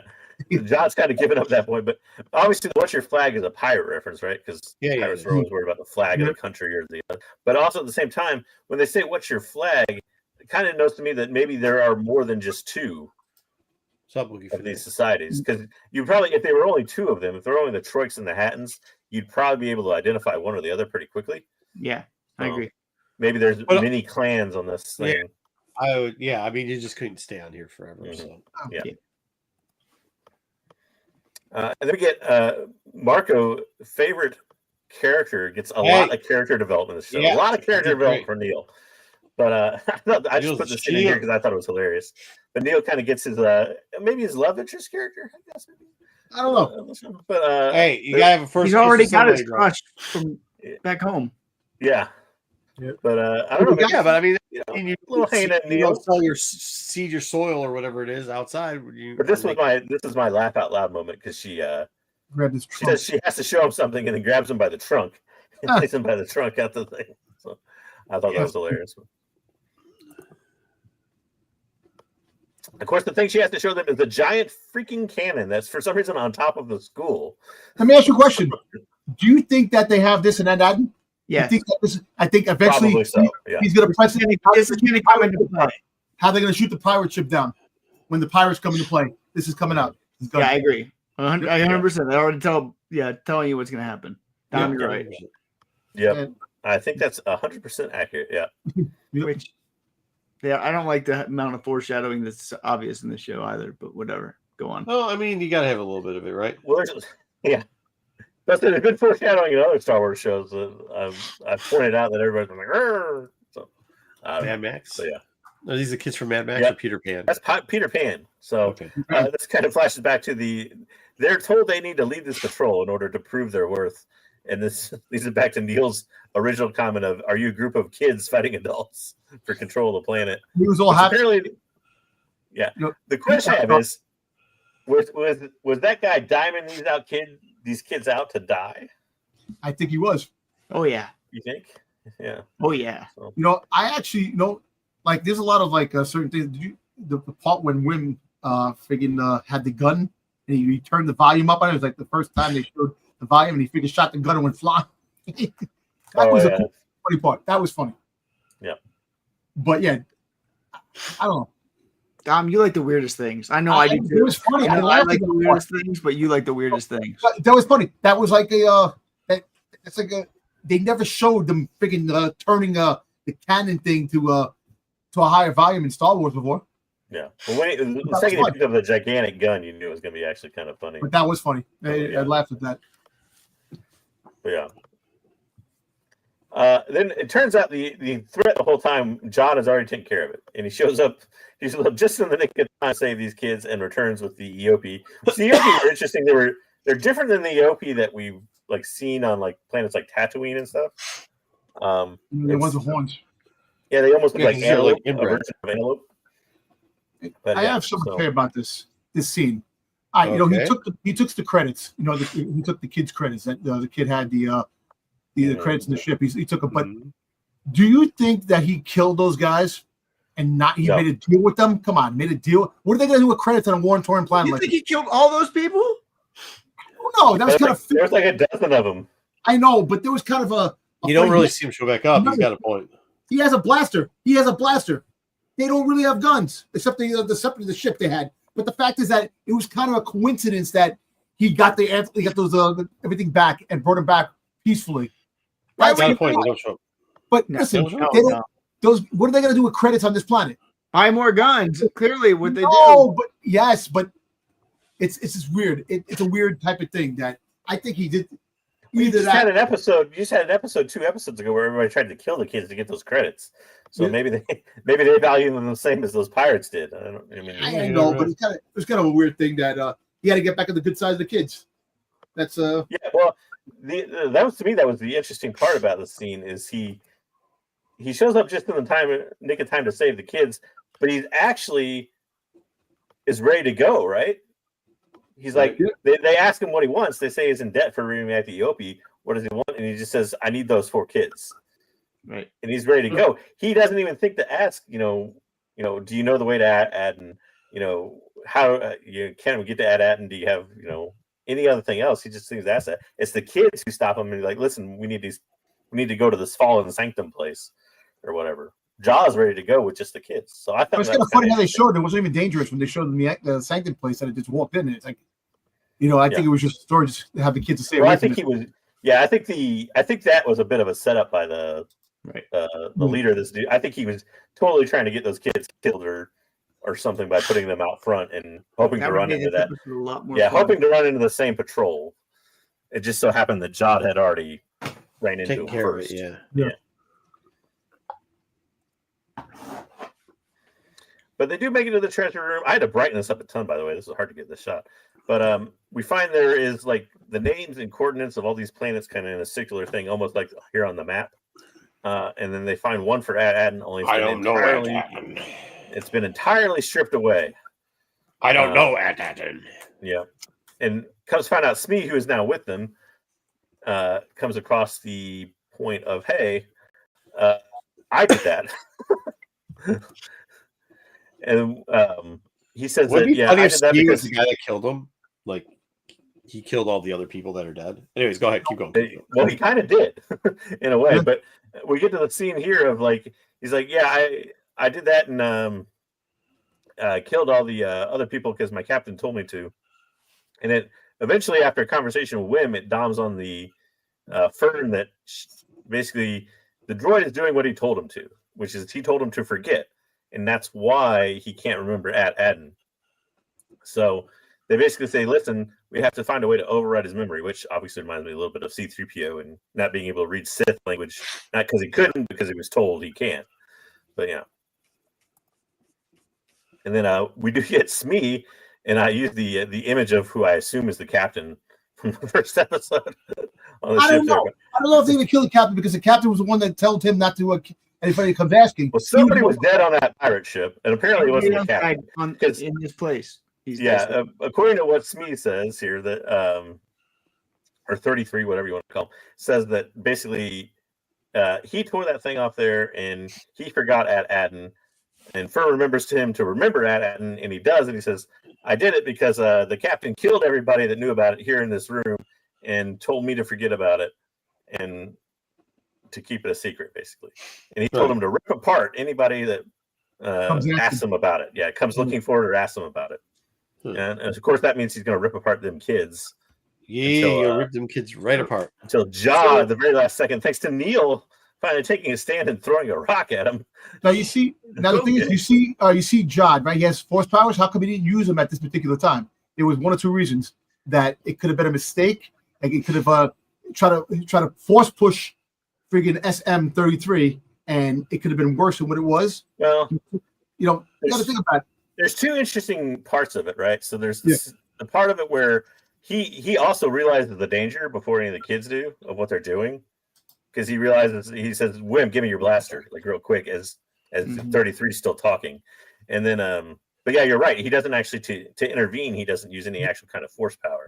So yeah, the question is, does he have force powers? Was that a trick the first time we saw him, or does he just not know how to use it very well? Maybe. Like remember Yoda, freaking Grogu. Grogu didn't know how to use the thing here and there because he didn't learn because he was taken away at the time. So kind of has that whole Grogu type of thing too that he hasn't learned. He has to learn because he was never taught. Grogu was learning, at the time. So basically, kind of falls in that category. No, not word salad. It's not word salad. It kind of is, because Grogu would activate it though when there was danger. He would still use it. So yeah. So if Jod was truly in danger, why would he use it? But anyhow, thoughts on the episode? What did you guys think? So I mean, theoretically, all 7 planets are the same. So the coordinates should be found at all 7 planets of all the other planets, right? Right. So do we think that Smee went to all the other planets and ripped out the coordinates of all the planets? It's possible. I mean, that is possible. How many? What episodes this is for? Right? How many more episodes is there? It's 4 more episodes. 4 more. So 4 more episodes. They're gonna go back home. They have to go back home because there are scenes they haven't shown. Yeah, but if they do the next 2, so they do the next 2 episodes going to 2 planets apiece. That gives us 2, 4, 5. So personally, I think that won't happen. I think we're probably going to go back to Ad next at some point, maybe by the end of next episode. So there's no point to go into all 6 of those planets, because if that's the case, this would definitely be the last planet they were at, right? Because I don't think so. There's the ice planet. There's the ice planet we've seen in the ice planet. You also got the rich planet. So I actually think that you also have the episodes going to be all about Jod, about his past. So that's not going to go to a planet. Yeah, I hope not. That would sound horrible. Give me more Order 66. If it's more Order 66, it'd be awesome. We do not need a flashback episode. So I think you can do 2 and 2. I think you can do 2 and 2, and then you can get it back for a 2-part episode for the finale. 1 fighting the pirates, 1 doing the other one. I mean, I hope it's look, I get it. Wayseeker, this is way above Wayseeker's level. It's too much sci-fi for him. It's too much space adventure. He doesn't have the comfort of cuddling his blue bear, so he probably doesn't like this episode. But all this stuff is saying hey, there's a mystery behind the mystery at this point. I mean, you got Dom saying he's reading classical literature books, like fucking Lord of the Flies, which we know he hasn't done. I mean, this is great stuff because it gets everybody to give really interesting theories about it, and this is what it should be. It sparks our imagination. So I don't disagree with that, but it presents a little bit of a problem, and maybe this is what Wayseeker was leaning towards a little bit in pacing. By which I mean the fact that at some point you have to have a payoff, right? You can't, and a lot of times that payoff has to come within an episode or 2. You can't just be building it and then go we're slowly evolving the mystery on this planet, and then this planet, and then this planet. That's going to get real boring faster than you think. I agree, but you go to this one, and then next you hit 2 up because you figured out okay, each planet has something special on it, right? So then that means you only have to go to 2 more planets, which would be the next episode, which would lead you to 2 planets in the end. I don't think it's a slow down pace at all, because this did give us a lot of stuff. It gave us that the robot forgot it. The captain probably still alive, right? The captain's got to be alive, right? He might be alive now. I don't know. I still think the captain was the dead guy on the ship. But yeah, I don't think it's been hundreds of years, maybe. I don't think we know he's alive. Well, they confirmed that it's decades that the planet has been like that. not because not the jewel of the old republic, but that problem with the planet has been like that for decades. So yeah, it could be a chance that the captain was killed, but I don't think he was killed by SM-33 because he's the one that had SM-33 kill anybody come asking. So he probably went off into the planet someplace. He went out someplace. So 2 people in the first episode, we saw 2 people dead on the ship, right? I think it probably is the fact that captain and somebody got into a fight on the ship, and they'll probably tie this in, or maybe just explain it with 2 sentences. You don't know, but they probably got into a fight. They killed each other, or SM-33, or one guy killed the captain, then SM-33 killed him, or something along those lines. And the SM-33 locked everything down, and then it was gone for decades. Do you think the supervisor, after the thing crashed, the ship crashed, do you think the supervisor or the droids or something knew the ship? They buried it. They buried it, and I think so because they got. I think they did. I think they actually killed the captain. Why would you take a trench right there, though, if you knew where it was? It wasn't like a trench that everybody wanted to go into. I guess not, but like it was all blocked off. Yeah, it was blocked off. I mean, it might have been the trench. Very poorly. And they patrol that region, which is blocked. Hey, you know why? You know why they did it? So that the kids could fall down the trench and then find the actual. Yeah, I know. Ship. But why would you have patrols out in this middle of nowhere place? Because the patrols knew that there was something there. Yeah. That's true. But yeah, which would then be that they killed. I agree. The pacing of this episode was my big problem. Like the last episode was so fast. We got so much. We talked about maybe too fast, and then this one just slowed. I think they just gave you a bunch. They told you that these multiple planets are almost all similar. They gave you the fact. They gave you the fact that the robot had forgotten, but he didn't forget. Like they clipped a lot of stuff real quickly. They did set it up so that you any of it. It doesn't get to the end game though. Yes, it does. Yes, it does. It does. Hold on. It does because it exposes the fact that the droid actually knew where Aten is. That's how they're going to get back, is somehow through this droid. So it did give you that. It also gave you the fact that there's multiple, even if they don't. So like, let's say they don't go to any other planets or only go to one. We can then know that what this planetary system, which was also a mystery, taken care of. And number 3, it gives you a little bit more on the Joid character, the Joid, whatever, the guy who says he's everybody and a cousin, that he's not really a bad guy. He really isn't a bad guy, because if he was, he would have sold the kids out, just taking the droid and gone by himself. I think Marco just loves this episode because of all the Neil character development. Plus, it was a lot of Neil. It was Neil. It's exactly. Neil. Look, you ever think? I think maybe since SM-33 is turned off now. You think that maybe Jod will take him to go to another planet, not in that solar system, go to another planet. Somebody he knows fixes the droid, and then he's able to go back to find Aten. They got their odds are they're going to run back into the fucking owl. You don't think they're going to run back into Owl Lady? I mean, they got to meet up with the pirates again somewhere. I don't know where they're going to meet up. Pirates are coming, and bounty hunters, because they put a bounty on his head. So there's bounty hunters coming too. So they got 2 people, well, at least 2 factions that we know on their trail now, right? They got the Republic, or whoever it was that Cam reported them to, and they got the pirates, right? So we got nothing from the parents in this episode, which is really weird to me. You got that one scene. It's good.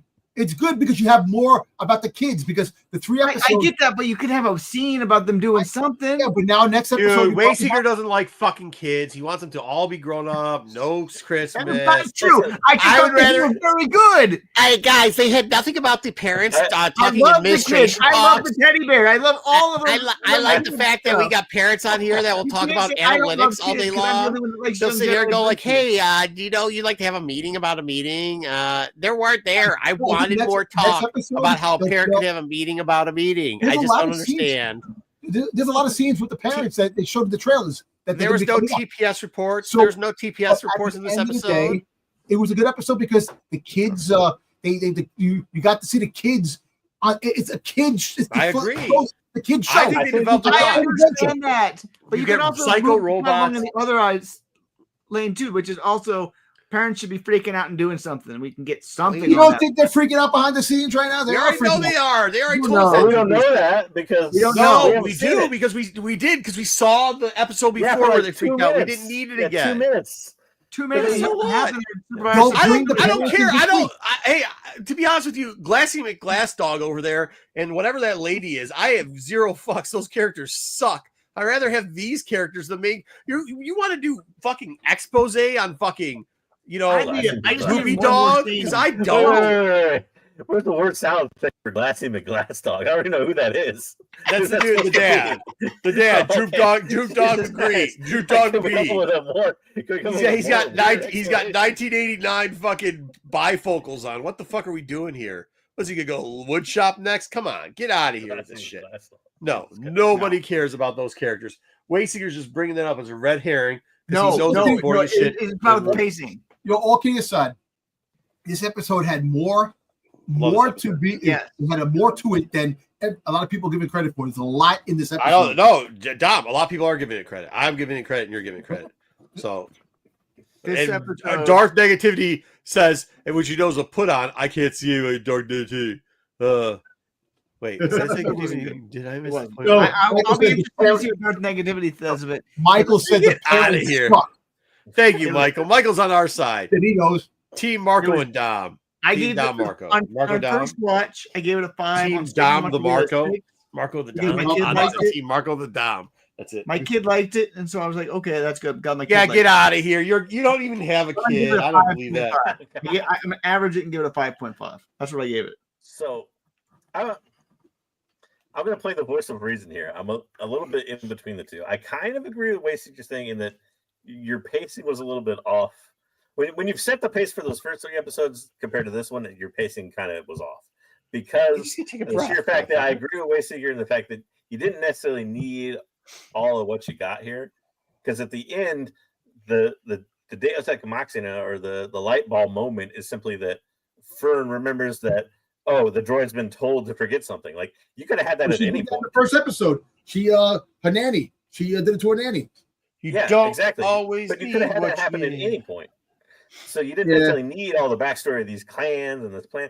But it also gave you, it built the intrigue of kind of the B plot, right? Which the B plot is, where's, and it could have done a little more effective job of this, I think. But the B plot is, what's the planet that they're from really about, and also what is Jod really about, right? And those are the two things that kind of came up a little bit in this, but you still didn't get a payoff for all the buildup you got. Well, here's the deal: you can't always get what you want, but sometimes the payoff was that the droid told that he knew where he was. He knew, but that could have happened again. That could have happened at any point. I know, but you know what? They have to. All right, they're gonna program him, and he's gonna be good. He's gonna give the coordinates. They're gonna go. And what's your grade? What's your grade? That negativity give us grade. I probably come in about for this one a little bit lower than I have, probably about a 7.5. So. Okay. Maybe. All right, Dom. What do you got? I give it a 9, man, because I enjoyed this episode too. I'm enjoying all 4 of these episodes. I love Jod's character. I love the kids, man. Neil is the other man. I gotta you gotta go for it. And look, the droid. Look, SM-33. I love that droid, man. That droid's freaking awesome. Even though he's going to tear those kids apart, but the whole fact is that you cannot not love a pirate droid. Come on, man. This is good. Man. Go. What'd you give it? You gave it a 9? 9. All right, here. This is what I'm going to tell you. You know how you know it's a good episode? Because you can't wait to see the next episode. Can't wait to see the next episode. I can't wait. This episode made me want. Can't wait. And meantime, I'm thinking about fucking sci-fi planets and all the experimentation and all this cool shit. I'm back to Star Wars. What Star Wars matters about. Using your imagination to come up with storylines, and even if they're not true, you're still happy with what's happening. So till they stop having that happen, so all of a sudden next episode we got fucking some witches singing, or I don't know, Cardi B's titties pop out or something like that. Like I'm good. So I'm giving this a 9.5. This was actually a really good episode. Weird choice for a kid's show. Yeah. So would Lizzo. So would Lizzo's butt cheeks hanging out. But you know what I mean? Who knows? I am happy that you like it. Like, I'm glad that you and Dom love this thing. That's Dude, great. It's cool. It's cool shit. If I never saw another episode of this again, I'd be fine. I don't need to watch another episode. That's where I'm at. Like, I'm not. I said last week. I said this week. You are an island on your own because your taste is that's fucking fine. terrible. I'm just saying for me. Like, this show doesn't do it, but that's fine. I'm glad you love it. Successfully passed my Darth negativity mantle onto another person. Yeah, absolutely. Apprenticeship.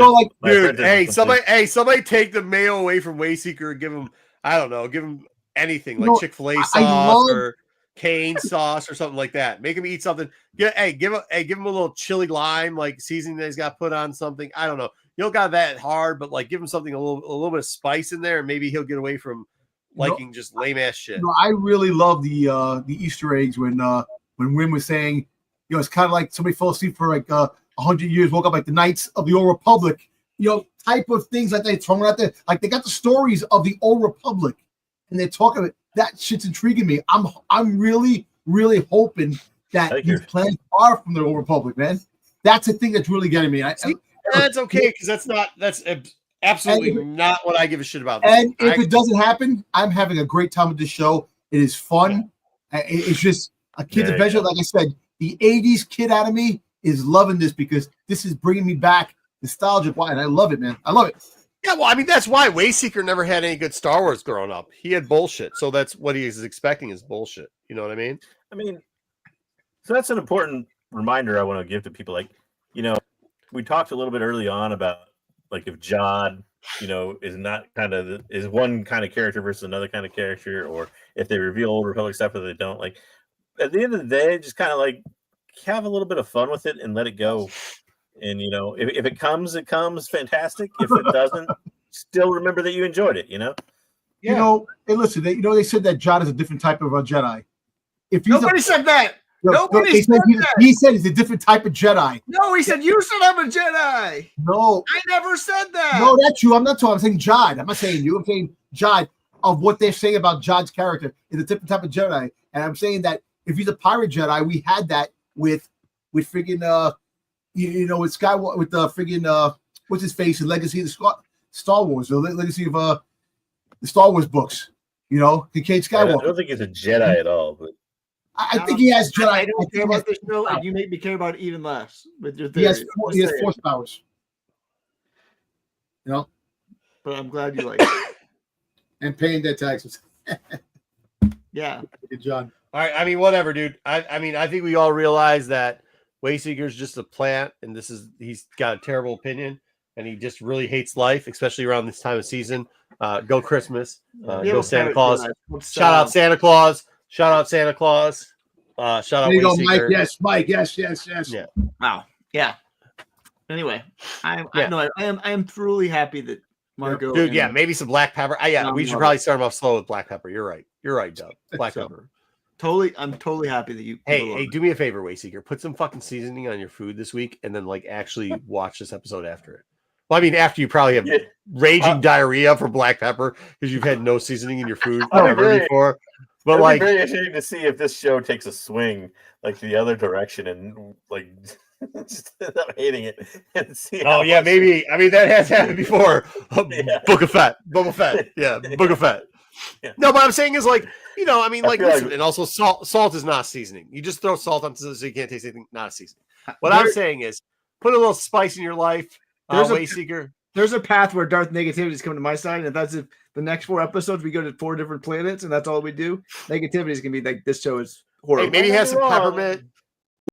Make some eggnog.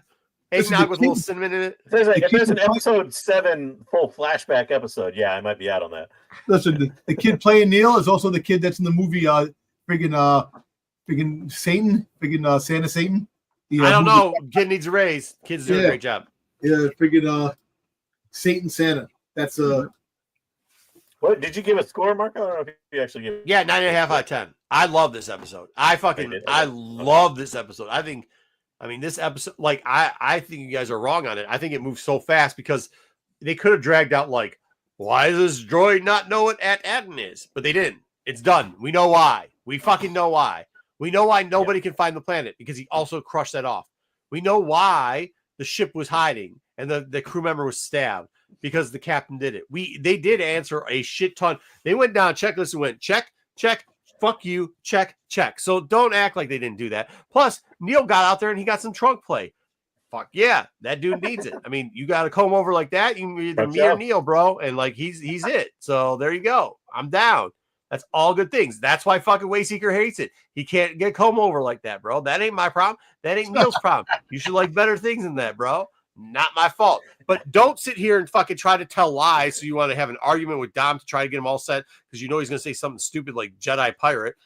Don't do that just to try to prove a point. Because the truth is, they did cross off a lot of stuff. We found out why there was a planet. Now we have this theory that there's about 6 to 7 other planets. So it gives us our theories that we can talk about all week long. And God, that's all we want to do. Because I'm telling you this, I just had to talk to some relatives last night. And there's 2 of them that are weirdos. 2 of them are weirdos. I don't want to talk to them about that shit. So I just turned to my other friend, start talking to them about Star Wars. There we go. And then all of a sudden, a 4-year-old comes out, elbow drop off the top. Just that kid's feral. That kid's feral, but whatever. I mean, you got to have a feral one every once in a while, right? Mark will beat up a 4-year-old. That's all I know after that. Oh, absolutely. 100%. People are back in the Jedi pirate idea. I'm just saying. There is a Jedi pirate. It's called Sav from the High Republic. We have a great one. Yeah. No, Kincaid Skywalker was the first one before him. Kincaid Skywalker. Okay. Once again, my point being is like, these are the things that make holidays great, where we can debate this and how great the Lions are and how every other team sucks, right? That's what holidays are about. That's what we're going to continue going on. Wayseeker doesn't celebrate holidays. Wayseeker, anti-Santa Claus. Wayseeker doesn't like hope. He does not like good things. He doesn't like to smile. He doesn't like peppermints. I don't know what it was. Maybe Granny made him eat peppermints out of her pocket. It was all full of like cloth or something out of her boogie wraps or something like that. Who knows? I don't know why he hates this season. I don't know why he's so negative during this season. But if you've got a problem with this and a problem with Santa Claus, there's a spot for you, and it ain't here. That's all I'm saying, because this is joy time. Look at him. He dressed up. He got a hat on. Let's see the hat, Dom. He's getting something for Christmas. I'm getting something for Christmas. You getting shit all for Christmas. I gave it a 5.5, Wookie. 5.5. I think you said 6.5. No, 5. I said he's lowering it as goes on. People are telling him that he's wrong because he hates Santa Claus. 5. I might be generous. So for me, so far, this show's boiled down to. I think one reason I've liked it is I've kind of like forgotten everything else, but also at the same time, this show is exactly what I was. This show so far has been basically what we were told it was, right? What we were promised. Yeah, this wasn't a scenario where I was told it's going to be like Boba Fett in charge of the criminal underworld, and then it's like a bunch of kids on speeder bikes. There's no scenario where it's like, I was told it's like a noir detective Jedi show when it's not really that at all. Yeah, where it's fucking all of a sudden it's fucking turns into Mamma Mia. Yeah, 100%, dude. 100%. This is the problem with Wayseeker. They give Wayseeker what he wants. And he's like, no, why isn't this a turd sandwich? I would rather eat turd. Wayseeker's defense, though, Wayseeker came in the least interested in this show of all of us. So he's pretty much taken that same path. Why do you hate Star Wars, Wayseeker? Why do you hate Star Wars and Santa Claus? Why do you hate those two things? We don't have time. We don't have the couch or the time for either one of those. All right, we got one segment left. Let's get into it, Wayseeker. Where's your comment? This is part 1. If you remember way back, I had a segment called The More You Know, and I decided to bring this one back and do. It's fun, yes. I like the Halloween party, dude. Yeah, me too. That's one of my favorites. We're going to do The More You Know for JTC Online Action Figure Variants. This is part 1. We're going to do part 2 in a couple weeks, whatever. So if you don't know, there's about 20 of these online action figure variants that JTC did before. He's cinnamon. He doesn't put cinnamon in there. He can't get any extra. Now he only does the negative spaces, but before the negative spaces, he did these. And the way that you know the online action figure, if you look at the barcode, and this is something for people that are hunting and they want to find things, there's a little JTC right next. If you see that by the variant edition, so that's 33. You can see it. Everybody can see it. Yep. And then the JTC. That's how you know. No, it goes 33 dash then JTC. Yeah. And so those ones, if you're out hunting, you don't need to know exactly what these all were. If you see that, it's worth picking up because they're worth a little bit more. They're a little bit more rare. Well, whoa, hold on. It's only worth picking up if you can get dirt cheap. Oh yeah, they're dirt cheap. I'm talking about dirt cheap. Yeah, pick them up if they're dirt cheap. So we're gonna go through about half of these ones. Pretty much in chronological order. Way to give us a fucking layout of 2 that you're not even going to use. Like how I use one. Start off with One's here this week. Start off with Raincourt. One's here this week. Next week. I'm not. So this is the interesting thing. This is the only one that doesn't have the JTC. This is the very first one that came out in 2016. He didn't realize that he should mark these differently. So this does not have the JTC on the label. This is the Han Solo in the best in outfit. There's another JTC for Han Solo #1. All of these have 2 JTCs. So there's the regular one and there's the online one. So don't just say if it's a JTC for Han Solo 1, it's worth something. It has to have the right image barcode, whatever. So this one doesn't have that. This one, the last sales, 23 and 42. So if you remember the other one, I was going to pull it. It's him and Carbonite is the regular JTC cover for Han Solo #1. I love these covers, man. Yeah, Ruben's. Oh, Wookie's got this one. I don't have this one. So I loved them originally. I got sick of them after about 2 years. I know way too many of them. I love the vintage, the vintage look, the old vintage line, the back, the boards. Yeah, I'm aware. Still, hard picking I don't need this many of them. We got it. Yeah, it's not unique, but no, this is the very first JTC online exclusive. The second online exclusive is Kylo Ren for Force Awakens #5, and as you can see here, here's the first one, and all of them from here on have that JTC after the bar. This one is really hard to find. One thing that you will notice, though, these do frequently sneak in for cheaper because people don't know that they were online exclusives. They'll put them up for auction, and because they only sell once every 4 to 6 months usually, because they are hard to find.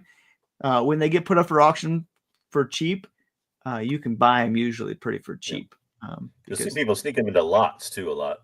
Yeah, I think we had a whole collection for cheap online one time, without the Luke Skywalker one, of course. The black and white CB2, but they had a lot, like $100. You get every goddamn book.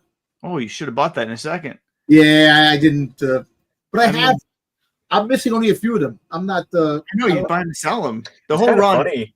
The whole run sells for about $500. If you have 1 through 75 with it's like $500. So it's kind of funny what the runs of this would sell for before pandemic times versus not. Before pandemic times, you could pick these up in a lot. Let's say there'd be 50 in a lot or whatever for $50, a buck a piece. Interesting. Yeah. Prices. Some of these things there's just collectors for these ones, I guess, for JTCs. They want all of them, and there's so many they haven't made yet. They're still making them. I know they're still making them, but there's so many characters that they haven't made. Oh yeah. I mean, he's going for a long ass time. Yeah, I mean, he will. Everybody that's collecting them is never going to stop because you're this far in. So the third one that I think came out was Qui-Gon Jinn action figure variant for #26. This one, there was a CBCS that sold a week and a half ago. 9.8. Like I said, you can find them sometimes. Nobody likes CBCS. They're garbage. $5. I know, but you just buy it for $5 and you sell it raw. You crack it $5. For 60. Yeah, but who knows? It could be a 1.0. They're turning into the new PGX, bro. It's not a 1.0. For $5, you could. For $5, you could buy it and melt down the plastic and have the plastic. Exactly. Right. That was the Kylo. So you're missing Kylo. Wookie's going to say if he's missing this one. Again, this one is brutal to find. I think there's about 2 sales a year of this one. Why does Qui-Gon Jinn look like he's got a fucking sleepy eye in this one?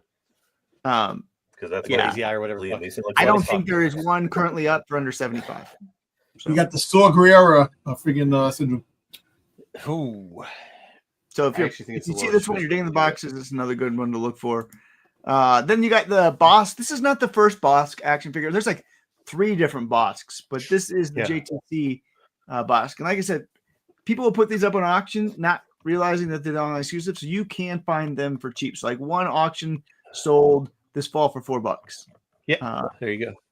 So you just got to know that the online variants. The other one's up for 25 to 30 pretty regularly. So again, this one sells 2 or 3 times a year usually. So that was the next one that came out. Following that, you had the Darth Sidious action figure variant from Mall 1. I actually like this one. I think this is probably one of his better ones. This one was really good. This one in the Rancor. feel like. Yeah. Oh, the 66. Oh, he's 2-3. So yeah, he had Qui-Gon, so he has to go and he's got to catch up and see if he has the Bosk. I don't have this one. This one, right around $50 though. Why does he have 2 lightsabers together? That's what he had.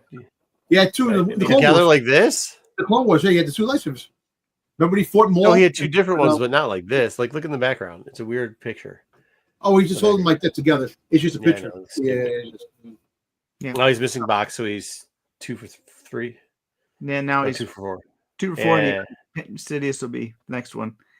Yeah. After that was Anakin. I wanted to put this one so you could see how hard it is. So don't go by the pictures. So the one on the left, is the normal one.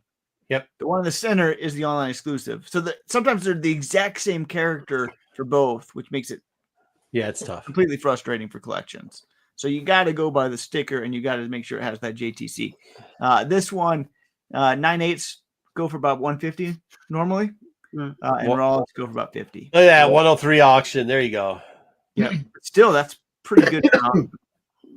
Yeah, I think anything at 98 and 100 now is the new 98 price. That's nice. Yeah, it is. It's good to see. I guess it looks a little better. I think this is crazy that he did 2 of the exact same stupid. thing. I really do think this looks stupid as shit. So yeah. Anyway, whatever. That's what people will pay for that one. Then you got one of JJ's favorites, the K2. Yeah, But he did this also outside of this, right? This was online. These are all online. Yeah, I know, but he did a non-online of K2SO too. He did a Gen Urso for number 1. He did K2SO also, I thought. Not exclusive. I don't think there is another K2. I don't know. And then I accidentally picked up a couple of these. Well, if you did, that's good, because this is the only. I think there's the only K2 that I know of is this one. The other one was the Gen, was the regular one. And these ones really are the highest priced ones. They go for $70. Good luck finding it. I'm gonna get rid of these fuckers. I have this one. I have it. I got it. Well, this is at my storage unit right now. Like, How much did they cost when they originally came out? But this one, usually about 20 or 25. Okay. Yeah. I think they're 20. So, yeah. And that was the next one came out. And then you had good old Snaggletooth. Snaggletooth has been on a couple of these. I never understood why this was an online exclusive. Who's paying money for Snaggletooth online? But Got it. Pokemon. Gotta collect them all. You know, whatever. I got this one too. For some reason, the 9/8 and the raw prices are about the same on this one. So might as well pick up a 9/8. I wonder if is that a product you think of people trying to collect runs and collect them all? That they want raws almost as much as they want 9/8 demand wise. Yeah, I think so. Yeah, very much. Yeah, and I think there's no people just want them for their collections. Nobody's doing it for like. That's what I mean. Like you're not gonna grade. Well, I mean you might, but you're probably not gonna grade all these, right? So right. You might as well get a raw for $15 cheaper or whatever. Yeah, exactly. Who cares about Snaggletooth? That's the weird. Hey, I know. Don't talk about your mouth like that. Yeah, right. You got Snaggletooth. I think the last one for today is the Luke Yavin Feather hair yak fatigues action figure. With the that's a tiny lightsaber. Hair. This one, a raw recently sold for 13, but before that, we're looking 50 to 70 is normal prices. So again, I said these are great things to look at when you're, going in your shops, digging through action figures. If you don't know if there were something, if they have that little JTC next to the bar, and they're $4 or cheaper in your box, you can pick them up. People are dumping them. Yep. So get rid of them. If you don't know about them, most people are just going to overlook at them because you don't know the difference. But we wanted to bring that to you, so now you know what to look for. Now you know. The more you know. The more you know. Good job, Wayseeker. We'll do part 2 in a couple weeks. Cool. Maybe we'll bring this segment back, and we'll do some of the RPG books and some of that. That's a good thing. Yeah, I think it's a good segment. Yeah. So anyway, there will never be a Nubs though. There will not. Nope. Good point. Nope. There will never be a Nubs. You never know. They're making the action figure variants. We've only got one High Republic action figure variant, so I hope they don't do Nubs. We only got Kiwi. Kiwi's the only one we got, which is strange, but that's the only one we've gotten. Yeah. All right. Well, I hope. Listen, I'm getting off here because I just tried to get up and my leg is completely blown out. So a 4-year-old knocked Marco He out wasn't just for a 4-year-old. holidays. It was a bunch of kids, and I don't think it was just one. She's feral. Listen, that's not my kid. That's one of my brother's kids. She is feral as shit, dude. I hope Marco takes this 4-year-old to Japan. Oh, I love her though. She's great, man. Like I hope she take her to Japan. Who, the feral one? Yeah, I want to see how that goes. You're gonna be in jail. No, that one you can't take to Japan. No, that one you can't take to Japan. Fuck no, not that one. No. She's my favorite though. I mean, obviously. Yeah, no, I mean, like it's great because there's like 15 of these kids between us all. So no, holy shit, there might be more than that. But whatever. She is by far, besides my kids, she's my favorite. So yeah, anyways, make sure you have a good holiday, but be safe.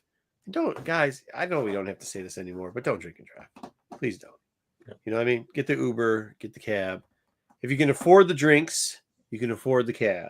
Okay?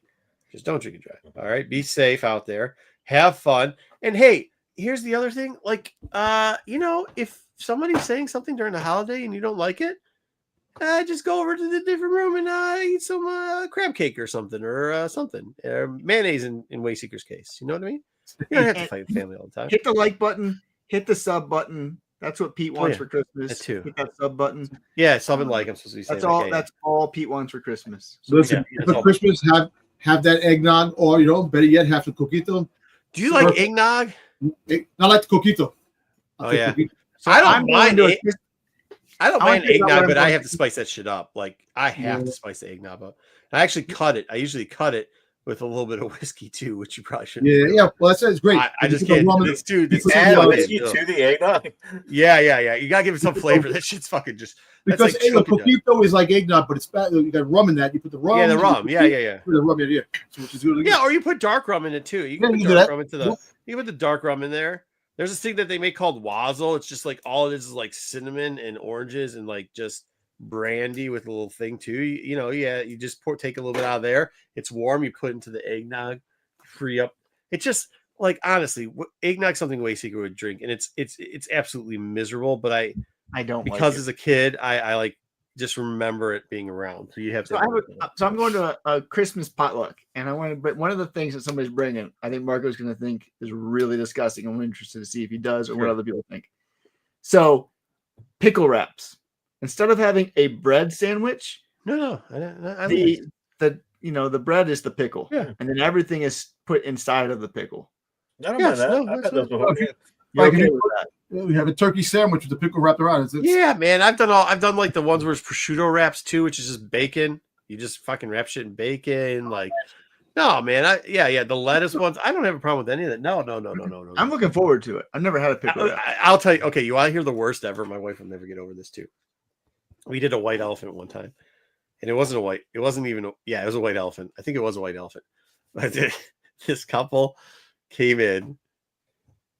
And I kind of felt bad. Like it was one of those ones like, hey, hon, you can't do that. But at the same time, I deep down was like, thank God you did that because this is fucking horrible. Just to clarify, you might explain what a white elephant is before you say. Okay, we did a white elephant, and a couple came in. And No. Yeah, so white elephant is where you everybody gets a gift. There's a dollar amount or something for a gift, and it's not supposed to be over the dollar amount. You can be under, but not supposed to be over. And everybody wraps it up, and then they put all the presents in a pile, and then they pick numbers. And it was couples that were picking the numbers, so sometimes it's individual people, whatever. And then you go out and you open up a gift, and the next person opens a gift after you. If they like your gift better, they can trade, they can swap, or they can do whatever. We got pulled for the first, and we opened in a mason jar that did not look like it was sealed properly. A homemade boiled salmon. Oh my! For a white elephant gift, and my wife was like, "What the fuck is this?" And I was trying to be nice about it, like, "Oh well, yeah. I mean, everybody else." And these people were like, "We put a recipe on what you could do with it," and it pretty much was like smother mayo in it and fucking either make like, you know what I'm saying? Like, what's the fucking thing? The tuna fish. like I've got some form of tuna fish with a mason jar before, but I don't know that I've ever gotten fish in a mason jar. Yeah, fish in a mason jar. Mustard and tuna fish. They said or make like this sour cream soup with it and shit. And it's like, hey, we actually celebrate. We have on my dad's side and my mom's side, we celebrate ethnically traditional holidays. So like, there is some interesting food that will come out. But like, I can understand that. But like, giving as a white elephant gift present, fucking like, yeah. It's like it was gray too. It did not look good. They're like, we caught this ourselves, and we. Can you trade with that one? Or like, who the fuck's gonna trade that to you? Who's gonna take that? Who's gonna take that? My wife was so fucking pissed. She's like, "Fuck this shit." So what'd you do with it? Huh? We threw it out. Fucking threw it out. She wanted to throw it out. She wanted to throw it out at the party. I was like, we can't do that. We just went. We literally went down. No, you gotta take it home and throw it out. Yeah. No, I threw it out. I guess in my house. Do you know who gave it? Yeah, I mean, it was some people that it was some people we didn't really. It's the one couple that like nobody but the host knew. No. Old friends they haven't seen in a long fucking time. Like that's like. Needless to say, we've never actually been back to that party at those fucking people's houses, and we're not that close of friends with them anymore. And they were in. I stood up in the one guy's wedding, and the guy's wedding. She stood up in her wedding, their wedding, and the hostess, stood up in our wedding. So, and we don't. And actually, she's a godmother to one of my kids. We don't hang out with them much. It was that bad. Godmother of her kids. The next year, we go to this hostess party. Fuck, we've had enough, bro. No more. No. It's the boiled salmon in a jar that did it in. Wow. Yeah, salmon in a jar. Oh my god, she was so fucking pissed. But the only reason that comes up is because my daughter went to her first white elephant, and we were trying to explain what it was. And then here's the shit on. So they're like, "Hey, it's $20 for a gift, right?" Okay, I get it. So okay, if $20 is a gift, how much can you go over and not give a shit about, right? 25. Yeah, it's 25 tops. Yeah, all right, fair. I went to There's always one though. There's always somebody that's gonna go way the fuck over. $50. Okay. Yeah, always. No, I didn't do that. So always. It was so it was $27 because I thought it was $25, but it was buy one get one of equal value free. And my daughter's like, I just wanted to put these two fairy things together, and they're garbage. They're trash because it's at Michael's or Joanne Fabrics or whatever the fuck it is. Yeah. Whatever this shit is. So I put them together, called it. So my wife's like, hey, she says, hey, how much did you spend on the gifts that you did? She goes, be honest. And I'm like, why? She's like, it's supposed to be, I didn't tell you it's supposed to be around $20. I'm like, that's cool because I gave my daughter a $20 limit. And this is when I gave her the $20 limit without knowing what the limit was, I felt this was within reason of the $20 limit. I was like, cool, I gave her a $20 limit. She goes, yeah, but how much was it? I was like, it's buy one, get one free. So whatever. So then they went there and sure as shit. But this is like one, two, like, I respect people who sew their own clothes, but here's the deal: we don't sew our own clothes. So if you invite us to a party, we're not going to give you fucking knitted fucking stockings. We're going to give you something from a fucking store. So then don't say like that shit wasn't okay. Yeah, it wasn't $20, but it's $27 or $25. Like it wasn't like I gave a $50 gift here. And if you have a problem with that, then don't have a white elephant, or here's another thing: don't sew your own shit. Like, just say that's cheating. That's cheating. In my experience, there's always been the one person that usually brings like a fucking like $50 gift or something, which that's pushing it. But like 27, who cares? But yeah, that's what I'm saying. Like, and it was within the reason. It was like a do-it-yourself fucking fairy some shit. One of these things was a fairy potion kit, which is just literally you mix water with fucking Kool-Aid. And the other one was like what are those things called? The terrariums or whatever, which is like, it wasn't shitty. The problem was the terrarium was $25. The other thing was like $19. So I didn't, whatever. It wasn't me one time, but I was at a white elephant party and like somebody was questioning somebody over the gift thing and like, how much you spend on it? And it's like, it's like $20 or so. They had the audacity to ask him how much it was after shipping and everything. because they clearly bought it from like Etsy. I'm like, what the fuck does that mean? Who cares? Like, Yeah, I'm not questioning. This shit here. Like, hey, you say that you say that's supposed to be around $20. I'm not questioning how much you're fucking. Hey, look, I'm not saying that fucking yarn isn't expensive. I get it, but like, I'm not asking how much your fucking hand stitched fucking bullshit is. I don't. So don't ask me how much I spent. Like, you know what I mean? Like, yeah, it's like, I mean, if it's a few bucks, who cares? It's a few bucks. And I'm not the guy that's trying to make you gave him like something emblazoned in gold and jewels or something, you know? Yeah. I mean, it was, and actually, to be honest with you, I think like the thing that we bought wasn't even stolen as much as like the other stuff. Like, there's people bought like nobody asked about the makeup kit or whatever the fuck was out there. Why don't you question how much they spent on that? They with Amazon, they probably spent $40 on that bitch. You know what I'm saying, or whatever. I mean, I didn't go. I'm not going to all that fucking horse shit, but you know what I mean. Yeah. Like, I don't know. I just thought it was kind of rude. My wife said, "Yeah, there's the host was questioning how much we spent." I was like, "You tell that bitch to mind her business and go fucking sew something." This I've done before. I pulled the Wookiee Fanatic where I go to a white elephant and re-gift. Oh, we do that all the time. Yeah, I do that for the white elephants and stuff. I re-gift all the time. Oh yeah, we do. But this is a kid one, so you can't re-gift. What are you gonna re-gift? You know what I mean? That's true. Yeah, I get that. Yeah. What are you doing for Wednesday for TAC since it's Christmas? I don't think we're doing it. I had a plan in pizza and then I was like, I don't know, maybe. I mean, I've never missed a TAC ever in 103 years. Yeah, but it's Christmas. It's Christmas though. I don't give a shit. I'm doing Christmas. You know, I mean, my kids are great right now, and we might do. They getting some wild shit this year. They are getting some wild shit this year. So, that's a problem too. Like, I'm trying to buy less, and it can be a little bit more expensive, but like, I don't know, man. It's getting. I think because I grew up broke, it's getting a little bit too much out of hand. You know how you take care of that problem? What? You buy a bunch. Everything you buy has got to be something that you have to assemble on Christmas Eve, and then after 1 or 2 years of that shit, you'll be like, I don't do that shit. Yeah, no. I did that one fucking Christmas. Never again. See, exactly. That's what I mean.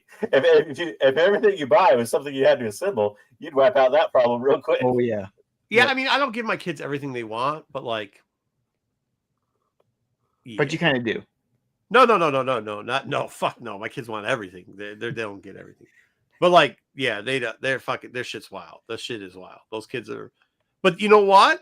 I will tell you this. I'll fucking tell you this. We go places with other kids. They're well mannered, and then when we say no, they understand it means no. Where some of these kids just fucking like crying, pissing their pants in the middle of thing.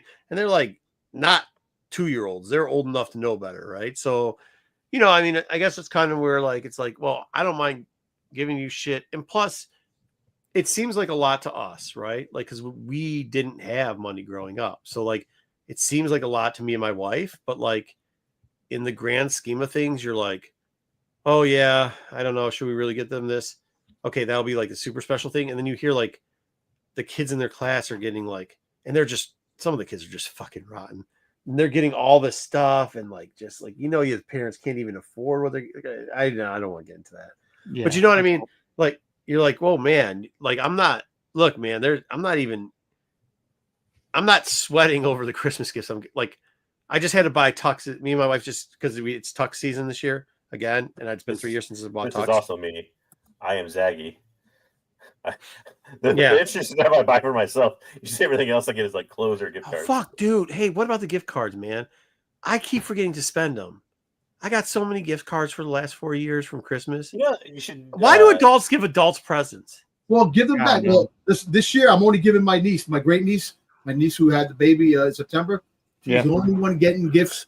That's it. Everybody else can, if I show up, that's their gift. That's good. I'll tell you this. I'm trying to save money for more Boba Fett toys. Let's be clear. You know what I've done now? I said, you want to give me gift certificates? Give it to Meyer.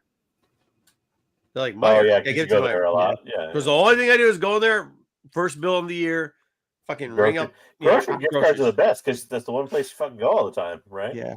See, my kid never believed in Santa Claus. We never had all these big presents. I guess I'm the other end of the spectrum. It's like you get stuck in the hole. That's what you get. It's Christmas. You're good to go. So the gift cards, as long as they haven't written a message on on the card or the back or something like that, gift cards are the perfect regift.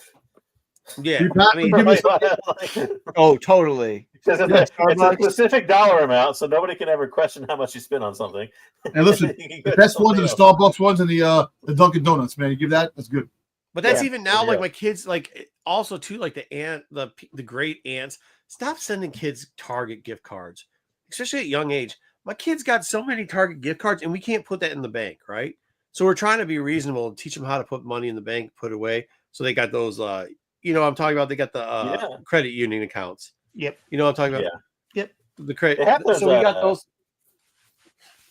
They have things now you can like exchange them for, like you only get like 80% or 75%, but for like Venmo or PayPal or something like that. Yeah. I don't know.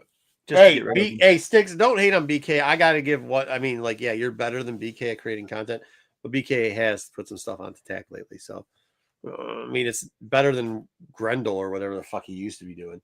But no, I'm just saying in general, like stop at the Target one, send it to a grocery store where they actually have groceries, right? And don't do specialty grocery store fucking either. No. Like we have this specialty grocery store. Well, even for me. Stockings of coal. That's all you got to give. You're good to go. You fucking suck. You suck. But no, like there's a specialty market. Like stockings of coal and wooden clogs, and that's all you get for Christmas, kids. The junk man saying nice boba. Oh, and a top. You get a top you can spin. Hey. No, but what I'm saying is like it's specialty shops, because every time you don't go to the specialty store all the time, right? Like there's this specialty Italian store that's like an hour away. I go there once a quarter. Well, I fucking forget I've forgotten the gift card for 3 years now, because whatever. Oh yeah, but it's always the best. Like when you get like a gift card to some people give me like gift cards to like an Apple store. I'm like, oh yeah, that's great. Like I guess you could use it online, but like the only Apple store like anywhere near me is like an hour away. Yeah. And you're so used to just buying once every 2 years. Yeah. And you're gonna roll out there and then be like, "Fuck! I forgot that gift certificate at home. I'm not turning back an hour and a half to get that shit." Yeah. So, that's the weird part too. Like, I don't want people buying fishing gear for me either, because like, it's kind of Well, you know what I mean. Like, you want to buy your own gear. It's kind of like a personal thing. Yeah. You get your own. The gift cards do expire after a certain time. Yeah, usually like 5 years, 6 years. Yeah. No shot, bro. No shot. $50 media play gift card. Oh, get out of here. Hey, there actually is a place that you can give old gift cards, and people pay for old gift cards because of something. There was somebody. I forgot there was a person that was buying old gift cards at one time online. I don't know. I remember Media Play. Dude, I remember Media Play was going out of business, and I was buying all like this City stuff. I bought a ton of shit that I flipped. And listen, man, Party City's gone. Party City, freaking Big Lot, everything's leaving. That's good. Now we don't have to have kids' birthdays fucking anymore, dude. I'm down. I thought Wayseeker would say something like that, man. Come on, man. Wayseeker would say something like that. Oh, you don't understand how big birthdays are. Birthdays are such a waste with how you gotta do things fucking now. Waste of shit now. And like, luckily my school isn't, but like some of these fucking schools, they make you invite every fucking kid, or you can't. Like, fuck you. You're gonna tell me who I can invite and who I can't. I wish my school would try to do that. I fucking wish you would try to do that. Chuck E. Cheese and the broken robots and everything. Yeah, but now it's not. Now it's so here what it is now, JJ. It's not at Freddy's. Stepchild. Every place now is 10 kid. Everything's based off of 10 kids. So their rates are all based off 10 kids. So for some of these people, I feel fucking horrible because they're like, but what's really cool with us, because we go to private school, guess what? They can't invite the public school friends, so they can only invite us. So there's a group of us go to like, that shit cost me a ton. Don't even talk about what I spend on birthday presents for other fucking kids. But like, I think I've been to 15 birthdays already this year. Oh, it's wild, dude. It's fucking wild. Such a waste. So yeah. No, I mean, yeah, but yeah, it is. It is. Always go to the poor kid's birthday though that doesn't get anybody to come to theirs. I always like that. Support the underdog. Well, I wouldn't say all of them are poor, but that's typically because they can't. I mean like sympathy poor, not like money poor. Yeah. Yeah, Like invited like 12 people and nobody showed up. Make your kid go to that party. Yeah, that's where we go. That's what happens. Is like they're like, well, we try to, and since they don't invite all 20 kids, then like people don't show up because it's like the thing these parents are fucking doing nowadays. You either invite the whole class or nobody's gonna be able to show up. So it's like mainly us and like 3 other public school kids or private school kids and like their cousins. Oh yeah, we fucking, but it's all right. My kids are fucking wild, dude. They fucking will run all day. So, and we got 2 of them the same age. They're twins. So Should like, they run all day and then you pass out in this too? Oh, they are. Yeah, fuck yeah, they're running all day. Oh, We throw them at these fuckers. They have a great time. And plus, people like inviting us because we just fucking like. They get at least 2 gifts because both kids come. They spend the same amount. You know what I mean? So it's wild. Anyways, that's all I got. Have a great Christmas, everybody. A great holiday, whatever you celebrate. Feliz Navidad. We'll be on before New Year's. This show will be on before New Year's. This show will be on next week. I don't know if I'm going to be on next week. I might be headed to the Canada. So we'll see what happens. Not a place. He's going to be at Crossing the border? Canada. At Canada. At Canada. Yeah. That's the ice. Have you ever gone? You've gone through Niagara, right? No, I've never been to Canada at all. I've never been. So this is my first time going. So you were so close. You know what it is? Canada, because I do everything else. It's just I never went there. It's like, you know what's funny? Okay, aside, Boston. I've been to New Hampshire. I've been to Massachusetts. I've never been to Boston itself. Yesterday was the first time I was in Boston. I mean, Friday I was don't think the I've been first to Boston either. I like Boston. Yeah. I've been to Bangor, Maine before. I've been to Bangor as well. I've been there. I've had some great hair. I granted out that way too. I've been, been about every New England state except for I don't think I've been to New Hampshire. You know what's wild is like I had when my twins were very young. We went to Nickel City Con. I told us before because that's where we met Sam feeding the babies and stuff.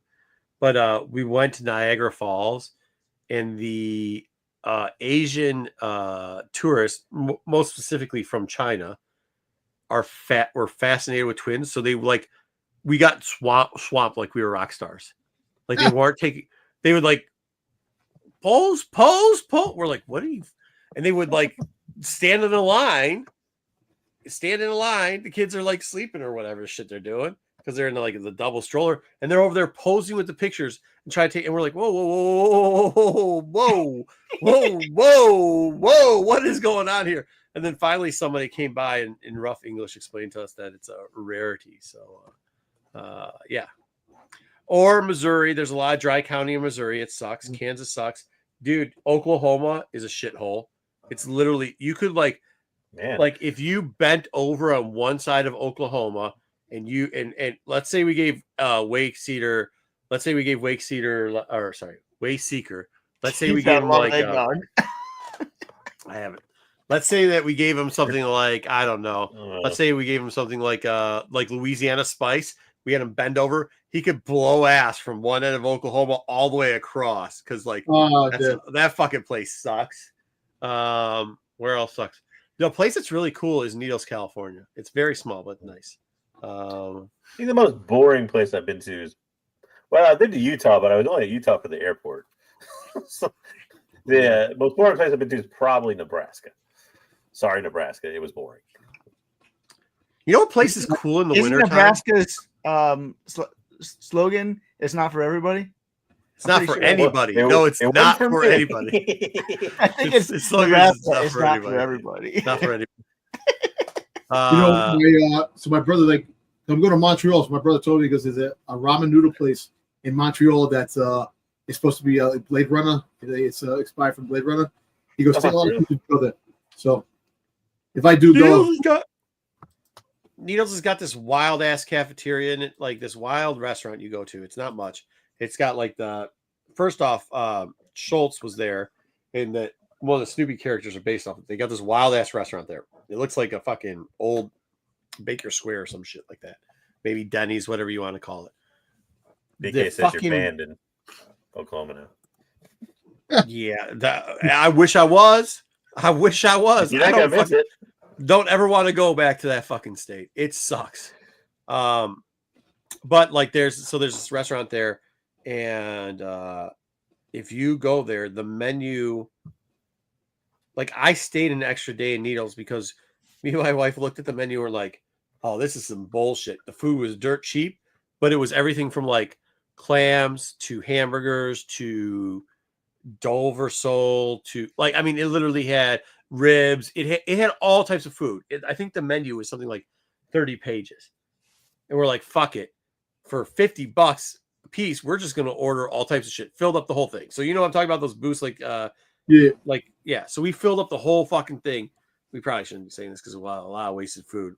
And everything, all meatballs. They had fucking meatballs and spaghetti for some reason. They had all like meatballs though, not like meatballs and spaghetti like you think out of like a shitty diner where it's a wet noodle and like some half-ass beef put together. It was like fucking a meatball. So like we ordered just most random shit. Got down the table, just figured we'd take one bite of everything. And we're like, holy shit, this is actually good, really good. So then we came back the next day, did a thing to try to cover another portion of the fucking menu. And it was just as fucking random of a smorgasbord, but everything there was awesome. The people there were very nice. There's that and truck stop there. There's not much else there, but it's definitely some place to stop. It's also very eerie because there's like nothing fucking there. Well, I'm sorry, Buck. What place is it again? Needles. It's Needles, California. Yeah. So check it out. It's got some history to it, like I said, with the Schultz and Peanuts. Well, tell you what, maybe 2027 when Star Wars Celebration is in California, we're gonna be going. I will be there. I'm going definitely this time. It's in California. It's most likely in California. 50th anniversary, yeah. It's going to either be in Florida or California. There's a guy up here. They call him the Peanuts guy. He buys all their stuff that they move from the museum. He buys all that. So like you go to his house. Does he have a monocle and a top hat? Oh, no, he does not. Different kind of peanut. Yeah, no peanuts like the cartoon. Yeah. So I think it's most likely going to be in California. It probably is. It could go either way. I'd say it's 75-25. They should bring it back to the Midwest again. It hasn't been in the Midwest in a long time. It won't be though for the 50th. Hey, if it's in Toronto, I'll go there too. I'll go back. You're going to go to Canada twice? Dom's going to go to Canada twice in 2 years. Toronto's a fucking fine town, dude. I like Toronto, but it's not in Toronto. That's a good place. Listen, it's the Toronto has a gigantic little Italy. Really the scene of the crime when it was first premiered, California. So you gotta always sell. That's where you have it. 50th anniversary. Yeah, the first place I had pizza from a street vendor was Toronto. We're gonna have to do this again, but we're just gonna have to because I don't know what he said. I have no idea what Dom just said. Now, where did Star Wars debut? California. Well, everything debuts in California. That's where Hollywood is. I know how, but I'm saying so. It's going to go back to where it began. You go over there, it's going to be there. I mean, I think they would have that because of the what the studios fuck and everything are you saying? in California. But yeah, it's going to do it again. California, because California's California. Hey, Wayseeker. Just saying. Just saying. Good job, Dom. You got it, man. All right, guys. Have a good holiday to you guys too. All right. All right, everybody. I'm leaving now. I've fucking really had enough of everybody. See y'all later.